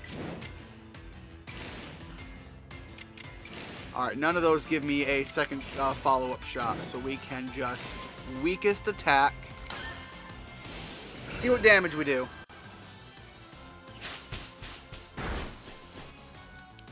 Again, I'd send Richard out, but he's just bodying everything. So now we will quick attack again. Bring it down low enough. And I think... yeah, I think the heavy ball has a little bit higher percent catch rate. I don't know why. It just seems to be implied that it's a better ball. I know traditionally it would be better for heavy Pokemon.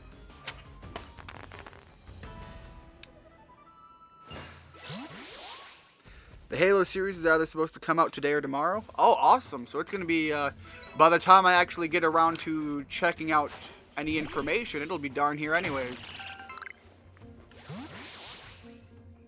I don't see any Haunters. I don't see any Ghastlies. Big sad.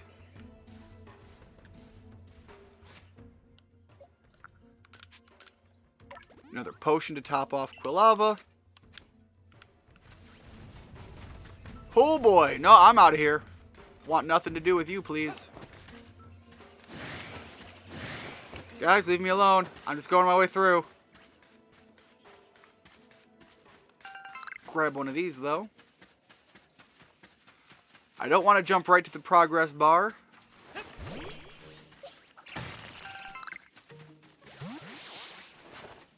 Grab that item. Hello.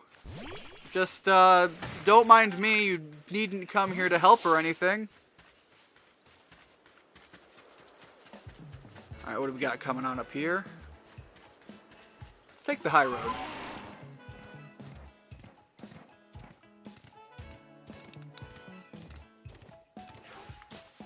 Alright, what do we got up here?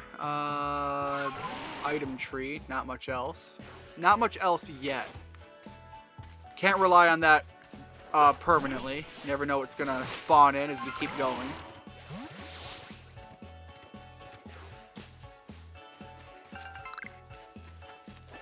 So are you just gonna keep watching, or were you gonna actually lend a hand, lady?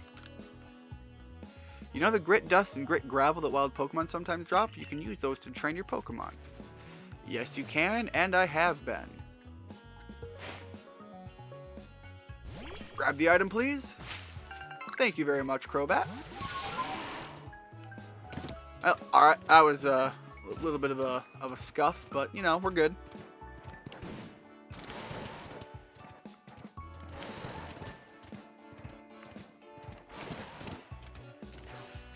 Alright, what do you want?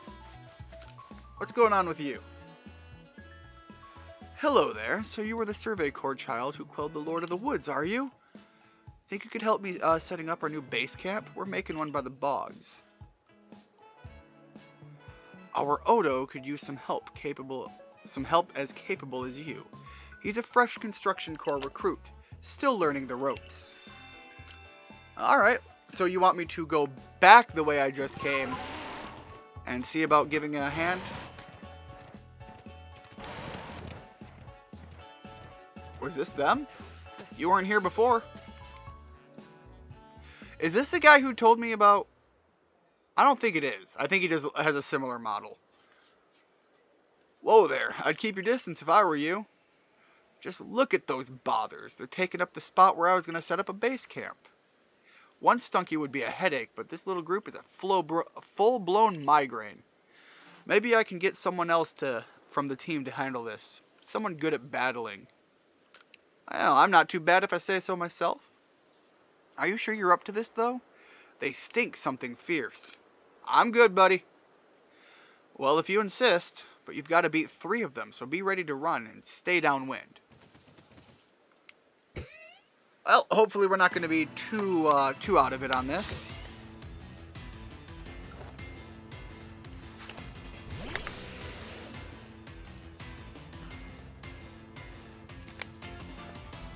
Sorry, I was just taking a drink. Cross Poison's pretty much useless. I don't think Bite's going to be good for much, so we'll just stick with the, we'll stick with standard style Air Cutter.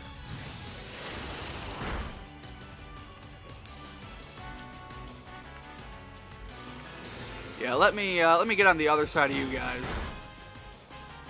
I know you could spray me, but I'm not the threat you're going to be facing, so I think I'm a little bit safer on this side of the battlefield, actually. Especially because if they dare turn around, you know, wide opening.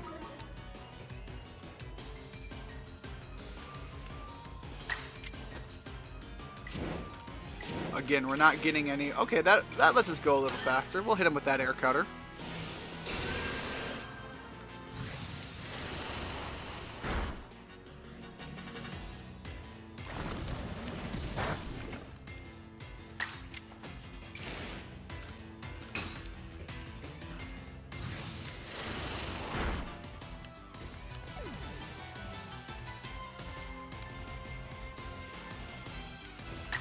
Alright, now we can go twice. Wow, that actually goes worse for us.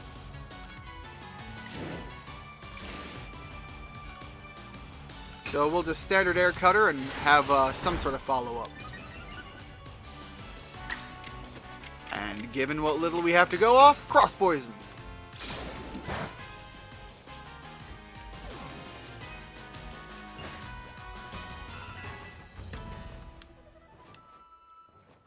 Ooh, alright.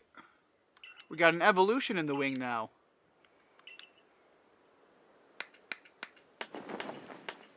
So this is a fantastic time for the base camp to set up. We'll evolve our Pokemon, we'll rest, we'll heal up fully, get our moves back for Bruce, and be well equipped right from the get-go. This makes a second base camp for us to use in the Crimson Marlins. Perhaps some Skunky will pop up for fun and games sometimes, eh? Wouldn't that be a treat? Oop, wrong button. Wrong button. That button, thank you. Alright, let's see Dodge's final form. And the evolution is going to look really cool for these. We've mentioned that last time when I did the first evolution. But some Pokemon, with the way they do the eyes and the outline, they just look so much cooler. And I kind of figured Luxray would be one of them.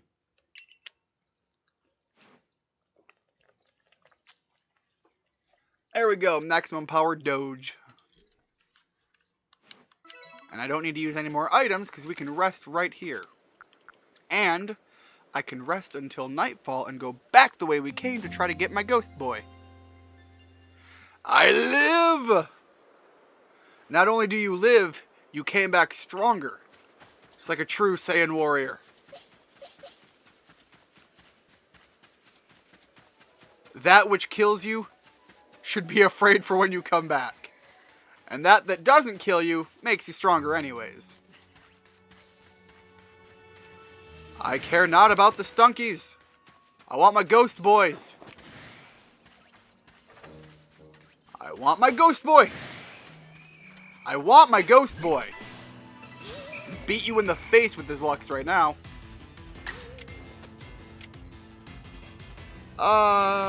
Weakest possible Thunder Shock. Probably still going to be way too powerful. Alright, there we go.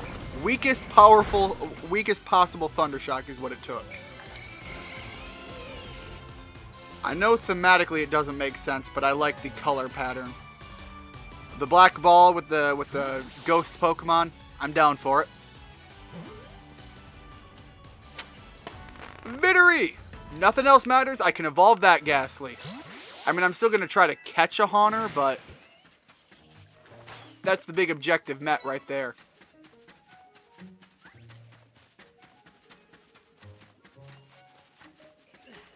What do we have going on back? Okay, that's where I have to go.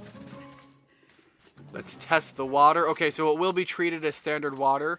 And just looking at it, I can't tell the depth. So, not the ideal answer. Another Haunter.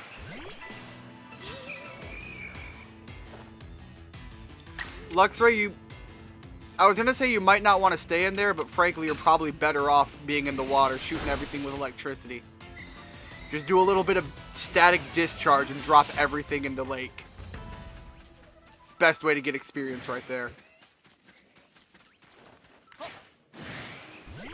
As far as catching one right now, I just want to catch a female to get one of each gender. Not that there's a set difference, but, you know, just want to have them.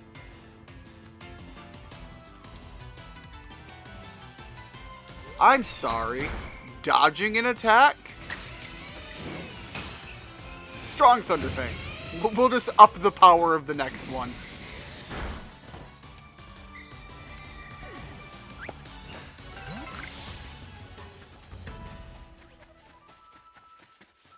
Alright, unfortunately it looks like we're not getting a Haunter to spawn in. So let's get ourselves going back the other way. Should probably heal dodge up while we're here. He put in some good work there. He being the you he, her being the Pokemon her. I need to start correcting that. More Haunters. More Ghastlies, not Haunters. I want the Haunter.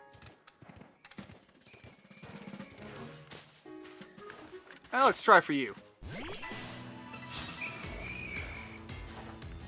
There we go. There's the female. Little poison gas. That's a little rough. You can put up with it. Agile style.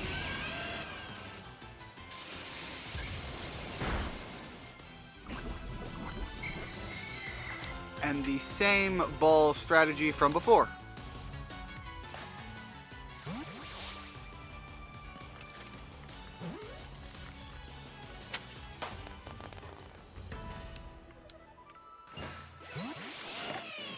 Jeez, I keep forgetting that I swap my items around. Oh! Okay, I didn't realize that one was shaking. Big bite.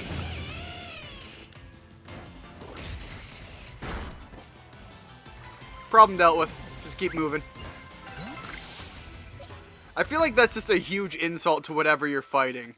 You don't even stay to acknowledge your victory. You're just ready to move on. Wait.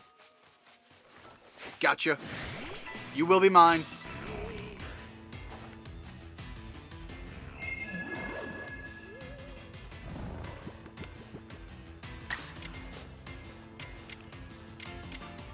God, this one's the same level as Richard, so hopefully it won't just drop instantly.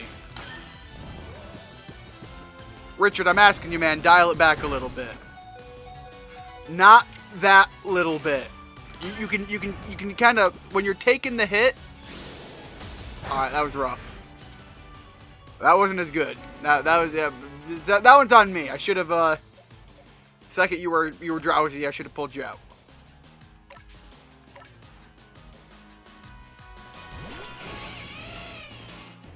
All right, Haunter's a little bit stronger. Let's see if he can take a beefier Thunder Shock. Again, special defense is kind of where they excel, so he should be good.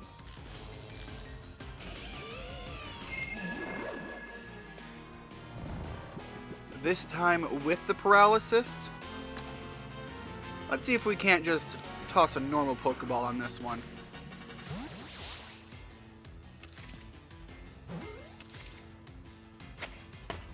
There we go. Ghastly's down. Haunter's down. And a strong need to heal up. Can't leave Richard down and out.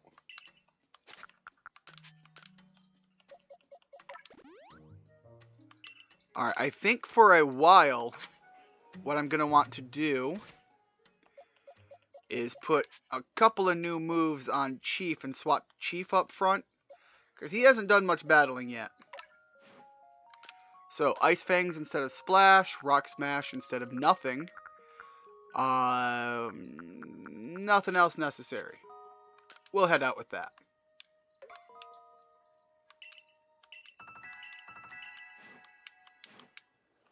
Alright.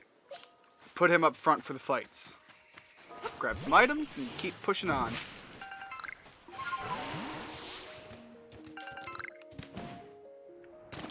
Big hops. That's kind of...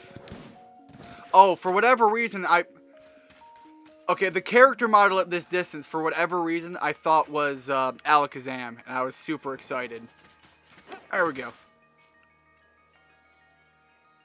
Over here, Ian. Ursaluna is enraged, yes. But he must still recall his long relationship with the Pearl Clan. He never fails to show up the moment I play my Celestica flute.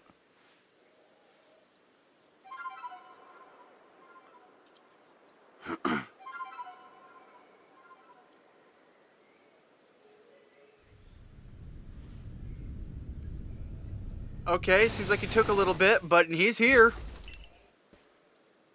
Now, show your mettle to Ursaluna, but remember that Ursaluna is a Pokemon very dear to the Pearl Clan. I will not permit you to catch him. Fair enough, I'll work on getting my own. I love the way the outfit looks with those new Growlithe pants. Look at that. I look good. Sorry, I got a little distracted there. Alright, I don't know what Ursaluna is going to be coming in with. Let's go with a normal Water Pulse.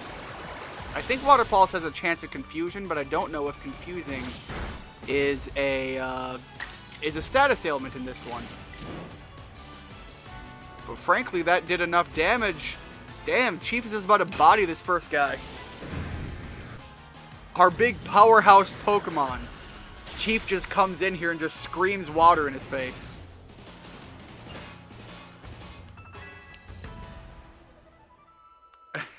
Luxray's up there just like, I watched that and got better.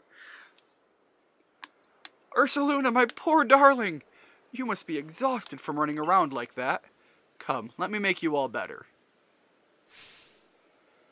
I have here a special medicine of the Pearl Clan. It'll clear out any poisons in a Pokemon's body. If poison's what's causing Ursaluna's rage, this is sure to calm him down. We call it Toxagon. You should market that right there. It's a winning name right there, ma'am.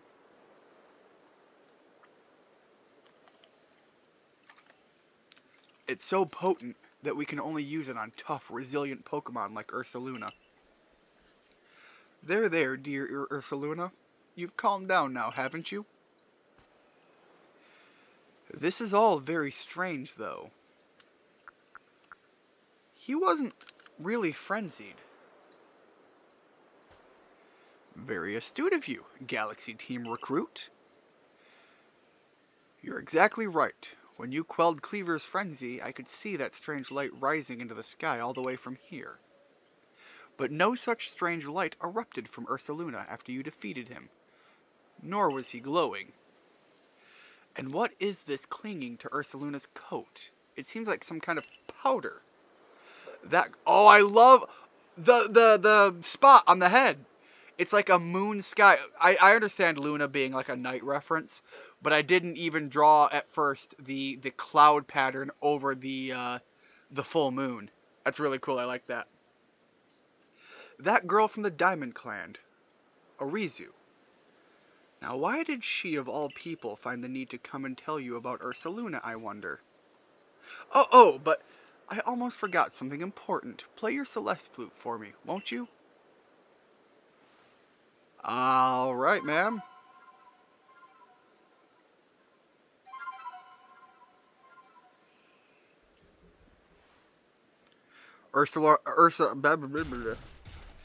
Gyarados so strong it put Ursaluna back into hibernation. Tough, resilient Pokemon like Ursaluna. A fish spat in his face twice and it flopped. Well, that just goes to show you how absolutely beefy Gyarados is. Ursaluna opened his heart and learned well the sound of you playing. You received the Earth Plate. A stone tablet imbued with the blah blah blah blah blah, tied to Arceus. I'm almost guaranteeing it. Ursaluna is very good at finding things that are buried in the ground. We say that he's digging for treasure, even if these treasures might not always glitter or gleam. Now, go and let your commander know of what transpired here, child of Galaxy Team. Fair enough, but I'm not quite done here, ma'am. I'm ready to go. Okay, so we can go digging for treasure. I want to go get more Pokemon. Oh, now we can get the big bear.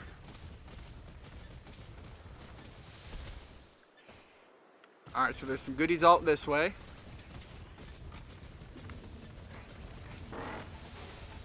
Getting a little warmer.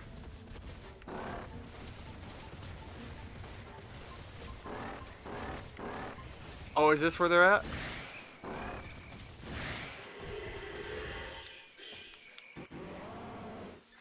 Where was that? It was glowing like crazy right here. Well, hold on. What just... Alright, I'm gonna clear this out. Oh, okay, I just wasn't at the right spot. Got it. My mistake. Should have been better prepared. Gotcha. Well, at least I know how it works now, so I can be less exposed next time. And I may have lost my warding charm, but that's not too big of a loss. I bought it not even realizing fully what I was getting, so... Alright, nothing down that way. I can catch one of these Yanmas. I'm going to catch one of these guys, hopefully without them realizing I'm here. But might be a little rough to pull that off. Alright, how about a little something like this? You saw nothing. I don't think you're gonna like the mushroom cakes, so let's just Oranberry you.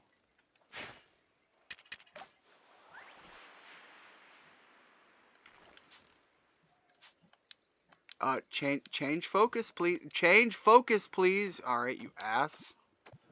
There we go.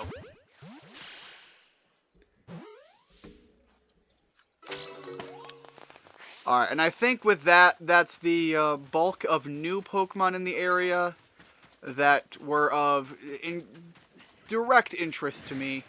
We have some ones that I could catch to go fill out some quest lines, and of course always doing the Pokedex involvement.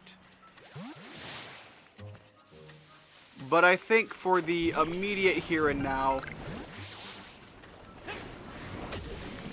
I'm going to work on getting out of whatever the heck that just hit me again. Was that one of these Crogunks? Is that you guys being jerks? I'm going to get to some cover. And once I get to that cover, I'm going to fast travel my way out of here.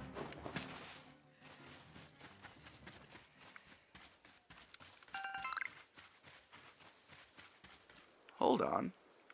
I don't think I've been on this immediate area yet. We got anything good over here? Tangela. Meh. I'm being so judgy on the Pokemon I'm trying to catch right now.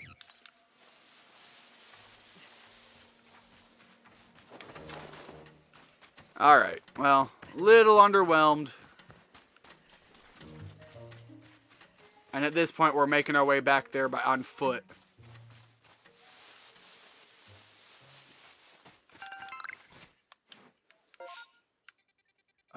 Yeah. Whoop. There we go.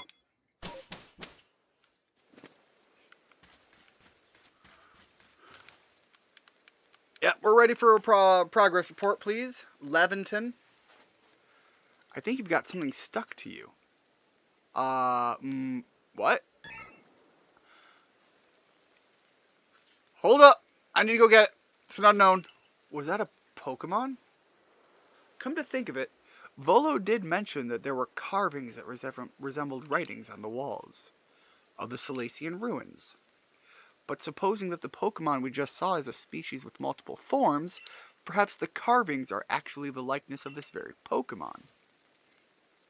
Does that imply that the unknown are actually the origin of the written language of the Pokemon world? So the unknown don't exist to mimic writing. Writing exists to mimic the unknown.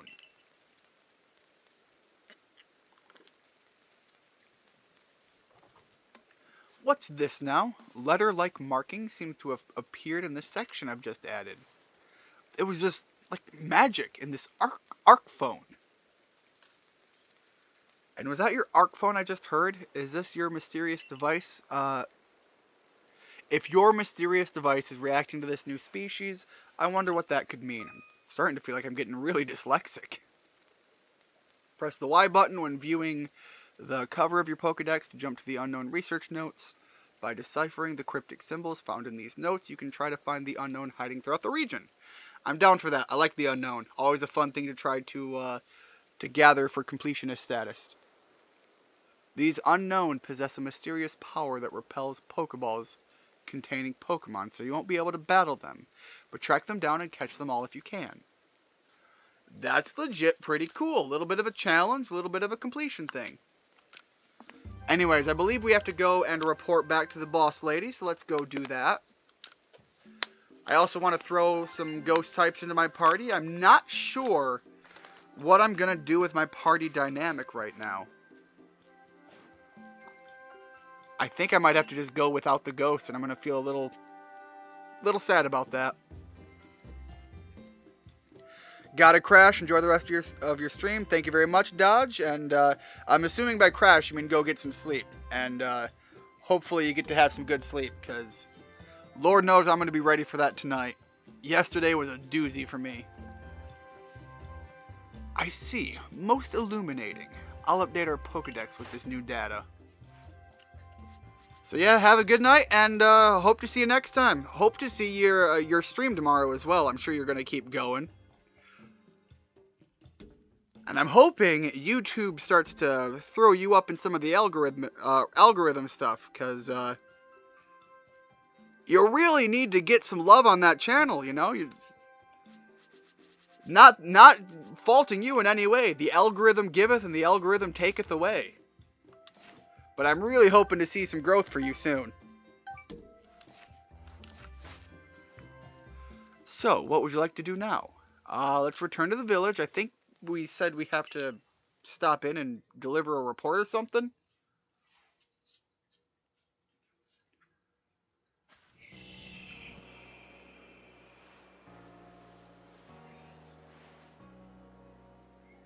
There you are. You'd better hurry to the commander's office. Hold on. Do we have something here with the photographer? Just the person I was waiting for. There's a Pokemon I was hoping you could bring me. I've been trying to make a business of offering the groundbreaking experience of having your photo taken with a Pokemon, but no one around here seems to understand that appeal. Perhaps they're all just too afraid of Pokemon to get over their reluctancies. But I happened to accidentally catch a Pokemon in this photo, and it gave me a brilliant idea. It's a Buneary! Cute, adorable little Buneary, big poof ball ears. See how fluffy it is, how adorably soft, how irresistibly, impossibly cuddly. Once people see a Pokemon like this in a photo, they'll want to have their portraits taken together with it. But I need to get a better shot of that than this one. If you find one, could you bring it here? Yeah, I've actually got one. Oh, well, okay, I guess I go inside and talk to you?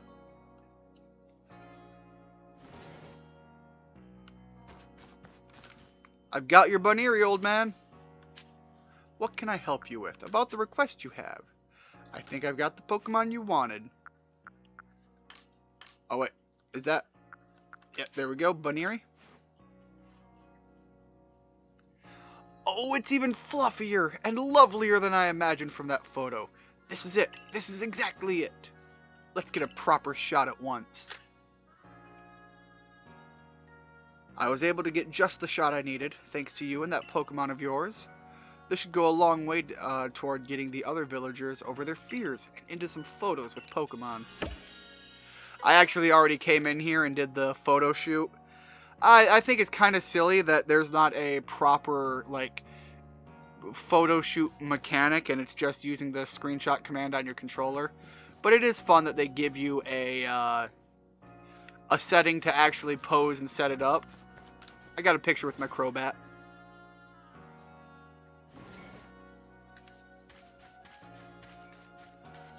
Yeah, I think I'm going to have to just accept that I'm keeping my party dynamic as it is.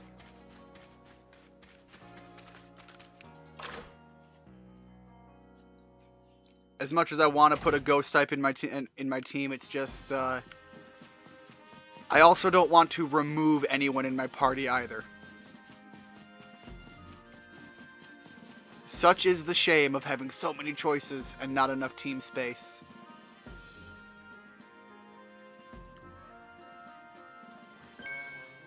One second, need to adjust the microphone. I'm about to change how I'm sitting a little bit. There we go.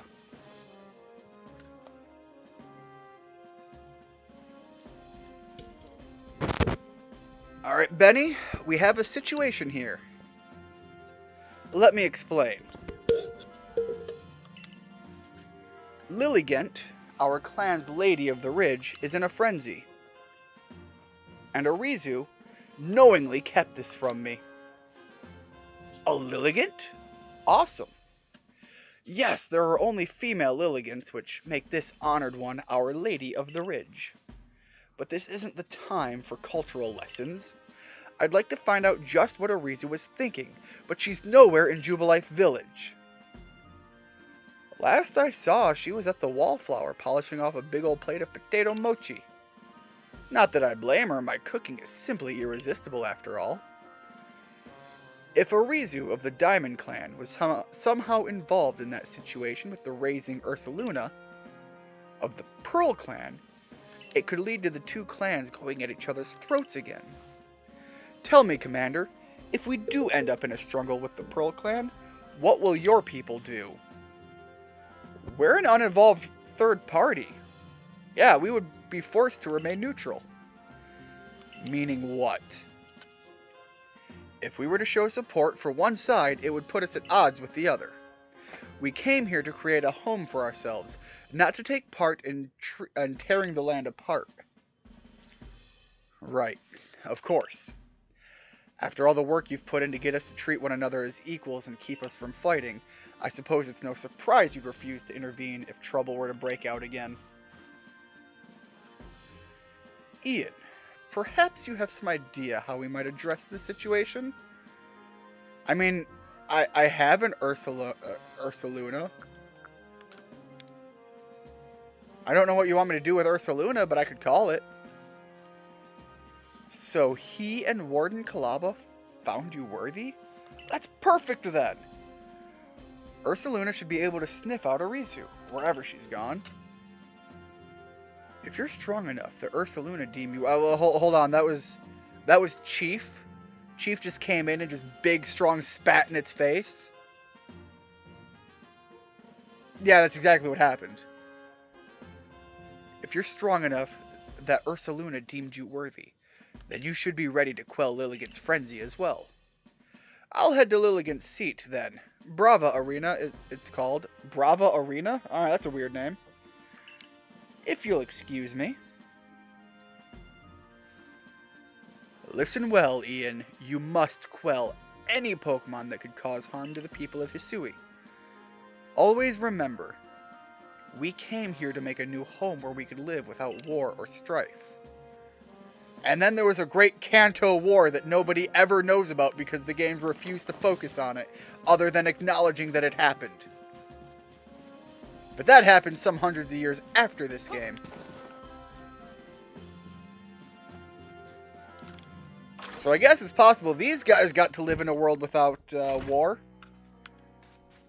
But red, blue, and green, they weren't so lucky. They were either born during or just after a war. A confused Tasha? Kanto War? Oh, you're not familiar? There is a canonical tie-in that in the era of red, blue, and green, at whatever point in time that game takes place, that there was a war in Kanto, or at least the people of Kanto were involved in a war. As evidenced by Lieutenant Surge actually referencing his time serving and being saved by electric Pokemon, there are also rumors that tie around this theory. Part of the theory as to why that there are so few fighting-aged men that would be in a condition to go fight in a war. Part of the theory about why there's so few of them is that they were eradicated in a war. You know, they went off to fight in battle and not all of them came home. There is a lot of subtle hinted at story elements in some of the early Pokemon games. It's, alright, so I think we're going this way?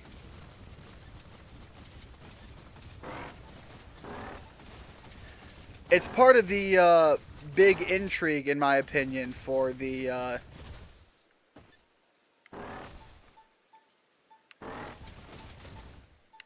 okay, so there's something up here. Can I swap over to the other one? Little hops. How about from this angle? We can do it from here, I'm pretty sure. Just gotta trigger the jump.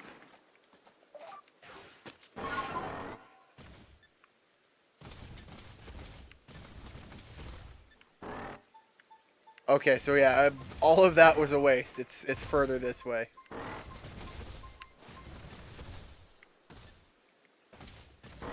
It's a game of hot and cold. There we go.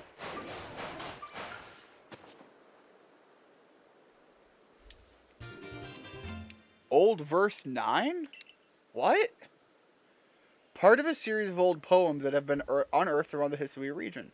Judging from the handwriting, it appears that they are written from the same person. That's pretty cool. Alright, we got some extra things to find. That's awesome. I set the bones of Pokemon adrift upon the river. I let my memories flow on, adrift upon the river. And so the ocean, and to the ocean they will flow, perhaps around the world to go.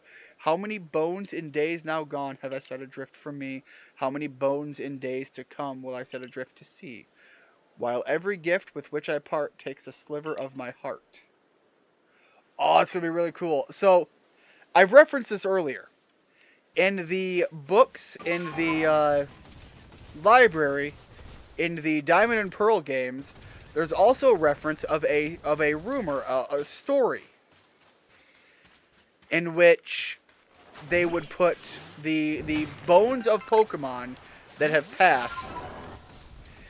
They would set them adrift at sea, and supposedly this was a way for the Pokemon to be reborn anew to some degree. It's not very clear, and I think it was delivered in such a way that implies that it's a story and a myth and not something to be perceived as a factual reality of anything.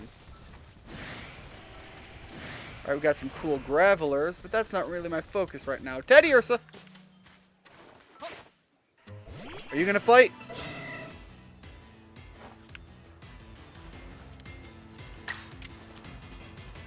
Let's try a weak Water Pulse.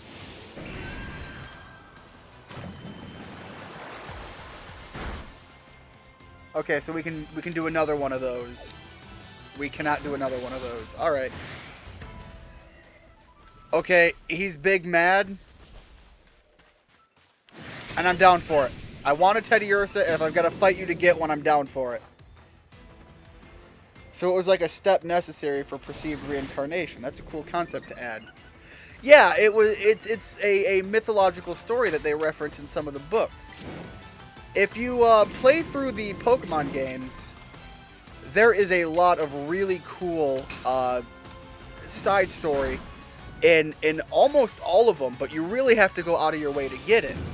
Not everything is... Hold on. Yeah, that was rough. This Ursaring is going to be a literal bear. Hard to overcome, but we're going to give it a shot. Especially because I don't have anything super effective, so it's going to be a lot of gambling and playing the mechanics. Alright, right now I think the good follow-up is Beautifly with Air Cutter. Hopefully we can get some criticals. Yeah, I've mentioned before, I don't know if on my stream or if it was on Dodge's stream, where I was just commenting. But one of my favorite aspects to like the hidden backstory that you can kind of read into takes place during the Red and Blue games, the original Red and Blue. So everybody knows that Mewtwo is a clone of Mew. A clone that took place at a process in a lab on Cinnabar Island, I believe is where it's mentioned.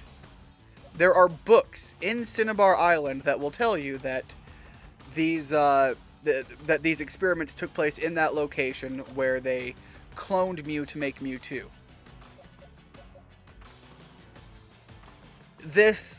These experiments were funded by Team Rocket. So you have basically mad scientists, a research plant.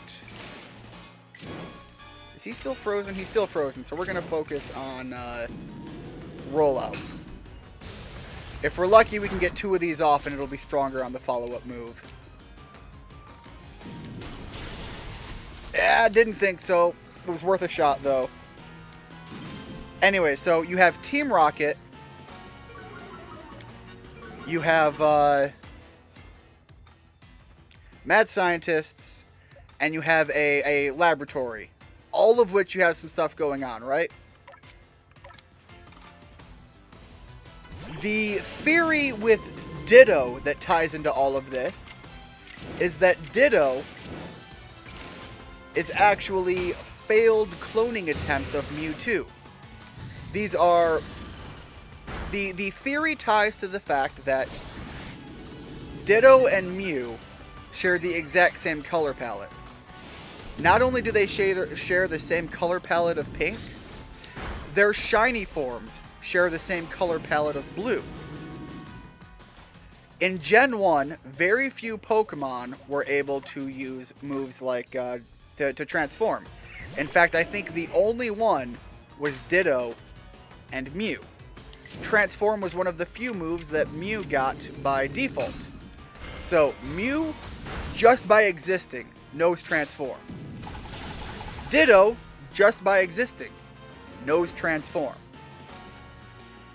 If I recall, Ditto are caught in one of the big areas you can catch Ditto is in that... Alright, this is going to be a rough one, but I think we've got this win.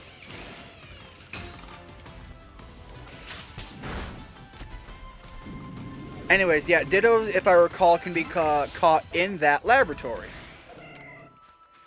Don't want to fight the the Teddy Ursa right now. I need to heal up first. So, yeah, those are factors that tie into Ditto being the clone of... the failed clone of Mewtwo with the experiments that happened on the DNA of Mew. Factor into this that in that location, you can also find Growlithe and Arcanine. I'm pretty sure you can find... No, I think you can just find Growlithe. Maybe you can find Arcanine. Maybe I'm misremembering that. But Growlithe are often used to... as guardian Pokemon. These are Pokemon that were used by the police in the stories and the lore. So these would be kind of like guard dogs in the theory and the myth around what I'm going to be getting into. So you can find guard dogs that have been abandoned in this factory. Or this laboratory. I should call it a laboratory. That's a more proper term for it. Then, you can also find Grimer and Coughing, as well as their evolved forms in this laboratory. In fact, this is one of the only areas you can find these Pokemon, and they are also the largest volume for the Pokemon population in that laboratory. How would you take something like Smog and Chemical Runoff and give it life? Well, how about you have it in a laboratory where they're literally creating new life that would likely also use, or at least have a result of, various pollutants. You know, it's certainly not an impossible thought to consider that they're going to have smog pumping into the air, that they're not going to be putting out a large amount of toxins into the air. And in the world of Pokemon, crazy chemicals giving life, not too absurd. So the idea here is that Coughing, Grimer, and their evolutionary lines were created as a byproduct of the experimentation that went on in that laboratory. I'm sorry, I'm getting a little distracted. I'm trying to remember all of the details of these little Easter eggs and side stories while also playing a game presently. So you've got Pokemon being created through chemical runoff.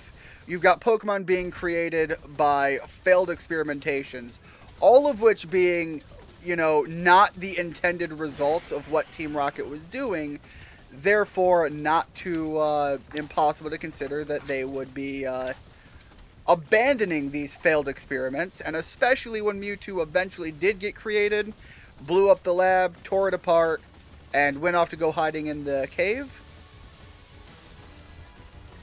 Not too outside of the realm of possibility that Team Rocket, being the evil organization that they were, would just write the Growlithe guard dogs off as just not being worth bringing with them anymore.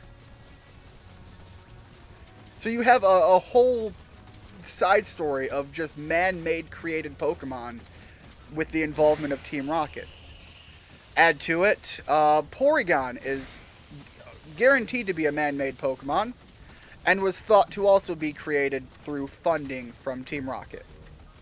Which explains why Porygon, a rare man-made Pokemon, was available as a prize at the Game Corner, which was run by Team Rocket.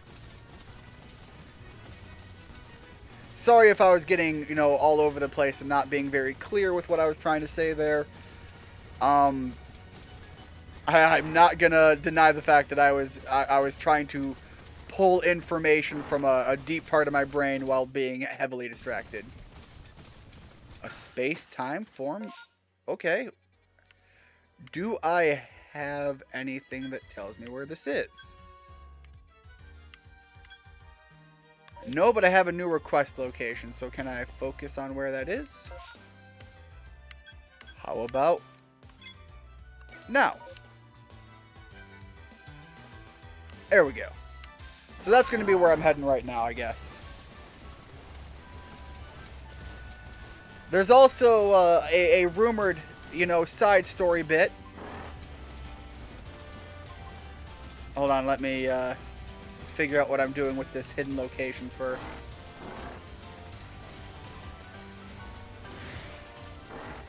Alright, I think I'm going to want to get on the other Pokemon for now and make my way to that location first. Another theory of that, oof, that's kind of awful, not gonna lie. No worries, you were very clear in your explanation. Thank you, I felt like I was getting heavily distracted and having broken thoughts. Another one of that era that really ties into how dark the world of Pokemon can be. If you're not familiar, the Pokemon franchise has many forms that it takes. There's the anime, there's the video games, there's also a manga. Oh, this is really cool. A whole secret village up here. Anyways, so it has all of these different forms that the franchise takes. And they don't all depict the same world setting. So in the fandom, it is considered that they are all their own unique world and universe, but all taking place with Pokemon being the backbone of the story. So the manga is a very different world setting than the TV show. And both of those differ from the games. And all three of them are their own contained branching concepts of the world of Pokemon. In the manga, there is some very, very dark stuff. The games dance and dabble with the dark stuff, but they really don't get too outright blatant. Meanwhile, the anime is more or less in general, some exceptions here and there, the occasional storyline and so on, being the exception. Ooh, Rhyhorn. The occasional story being the possible exception, but for the most part, is a lighter-hearted story. In the manga, it is actually, there are depictions of Pokemon dying in battles that are taking too far or not under standard conditions. One that I'm thinking of specifically is, no joke, there is a Charmeleon that in battle literally cuts a Arbok in half. So in that realm, Pokemon battles can be taken too far and can have devastating effects. And death is a very real thing. And if you consider that death is now a valid threat for Pokemon to face, you can imagine how dark they could take any other aspects. Whoops, misclick. Although now I have a chance to catch this one, so that's great. And in the games, a lot of the darker aspects are kind of hidden behind the scenes. To clarify where I was getting in the red and blue one, when you travel, you have many opportunities to run into and battle your rival. And your rival's party, as with many games, will change as the story goes on. If you're just realizing it as you play through and you're just like, oh, hey, he's got new Pokemon, you might be of the mind to think that He just swapped out his party, and he's changing up the group dynamics because you keep bodying him every time you run into him. However, there is one moment where his party changes quite drastically from a point A to a point B that, as long as you aren't using any game-breaking glitches, you have to interact with interaction A before you come to interaction B. So as long as the game isn't being broken in any sense, you're going to fight your rival on the SS Anne. It's the big boat.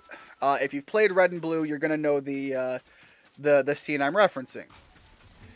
It's where you go and you get the HM for cut so that you can progress in the story. This is also the first HM I'm pretty sure you get under normal conditions, so this is your introduction to what an HM is and how it will help you progress in the story. When you fight your rival, there is a Pokemon on his party, Raticate. I'm sure you're familiar with what a Raticate is. You played Pokemon, you know it's actually a halfway decent Pokemon. You fight your rival, you win, your rival runs off, you go in, you get the HM cut, you progress in the story. The next time you would run into your rival, once again under normal conditions. I'm fighting all of these things for experience, by the way, while I'm telling this story so that I at least have something going on. So, you fight your rival, you beat him, you move on. The next time you encounter your rival under standard normal conditions is later on at the Pokemon Tower. This Pokemon Tower is basically a tower of headstones. It's kind of like a graveyard. People put their Pokemon to rest at this Pokemon Tower. On the second floor, you find your rival. And your rival asks you what you're doing there. And he says that, something to the effect of, what are you doing here? Your Pokemon aren't dead. But at least I can make them faint, and then the fight ensues. Alright, now I've just got the big guy here, so I'm going to fight him. So anyways, the battle ensues.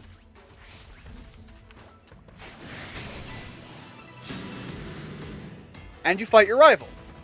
You realize, fighting him, his party has changed. One Pokemon is missing now. The missing Pokemon is Raticate. You're at a tower where people take the remains of their Pokemon to go to their final resting place. In this tower, you find your rival, who makes a point to reference that your Pokemon are not currently deceased.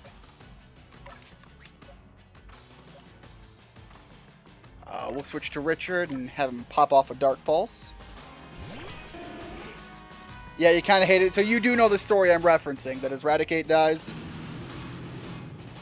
It felt very real and like his anger is justified. I feel like I've missed a lot of Pokemon lore, though, I admit. It feels like a lot of the darker bits are just proof of the world having more real consequences often glossed over. Yeah, even the anime has some dark moments. Even though it's often depicted as being more lighthearted, especially in the movies. You can take the clear, obvious example in the first movie. Ash dies. Ash is, like, turned to stone, hard petrified. It's implied that was a death. And it was through the storied Tears of the Pokemon. Sorry. Through the Tears of the Pokemon that he was able to be revived. And it is a rare phenomenon that is just, sometimes the conditions are met and miracles happen. Oh, whoops, I'm standing in the way of the flame wheel. My bad. But even in the series, there is an episode where Ash goes to catch some ghost Pokemon so that he can fight Sabrina. Now, the situation with Sabrina, I'm in his wheel again. The situation with Sabrina is already pretty uniquely dire in the idea of, she straight up kidnaps people and turns them into dolls. Like, that's a thing. That's already pretty dark. Supposedly she did that with her mother. Which is why we meet the father, and I think you see the mother as a doll in the playhouse? I can't remember specifically on that one. But they go to catch Ash gets a Haunter there, but the goal was to go get a ghost Pokemon to fight her. In that episode, Ash and Pikachu legitimately 100% hard die, and their souls are ripped from their bodies by these ghost Pokemon. Again, in a kid's show, you had legitimate depiction of death. Yeah, it's delivered in a lighthearted sense because he's there playing with Pokemon, but you can't deny that that is a dark aspect. Ash died. Then, of course, you have the movie with Lucario, which is... That one really gets to me. That one's big sad. Same thing with the Latias and Latios. You have a Pokemon that understands morality and has a conscience, proving just how human-like in that sense that the Pokemon are. You can't just deny that you can't just write it off that they're animals anymore. They literally have the conscious thought, even for ones that are less human-like, and you don't have the physical traits that you can turn to, where they sacrifice themselves for the greater good. And if that's not the most human thing anything can do, I don't know what to say. Like, that is... I need more medicinal leeks. I'm getting new items in the area that are not what I need to do that. So, let me... Oh, nope. I'm going there. Everything else can just be written off right now. I don't think I can make it there. Yeah, I can't make it there. That sucks. I saw that in the distance and I really wanted in. Alright, so I'm going to go back to the other area and farm for some items. Anyways, what I'm getting at is... Jeez, I want... Leave me alone, guys.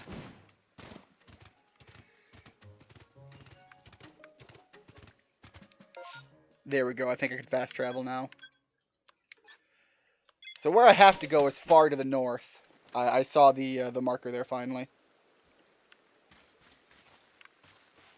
Let's rest up just for a little while, and then we're going to go back to our village and go to the other location.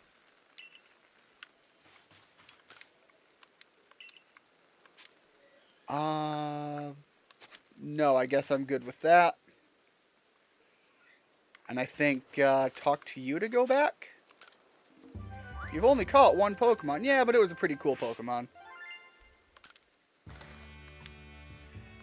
So yeah, they do, in the context of the anime, more often than not, actually cover some serious events.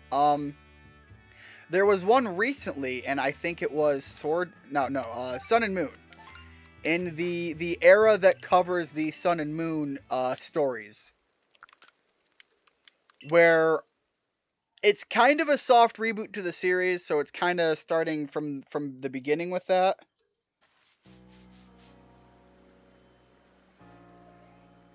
Pikachu, why won't you get in your Pokeball? It's because I always want to be with you, and then Ash dies protecting Pikachu.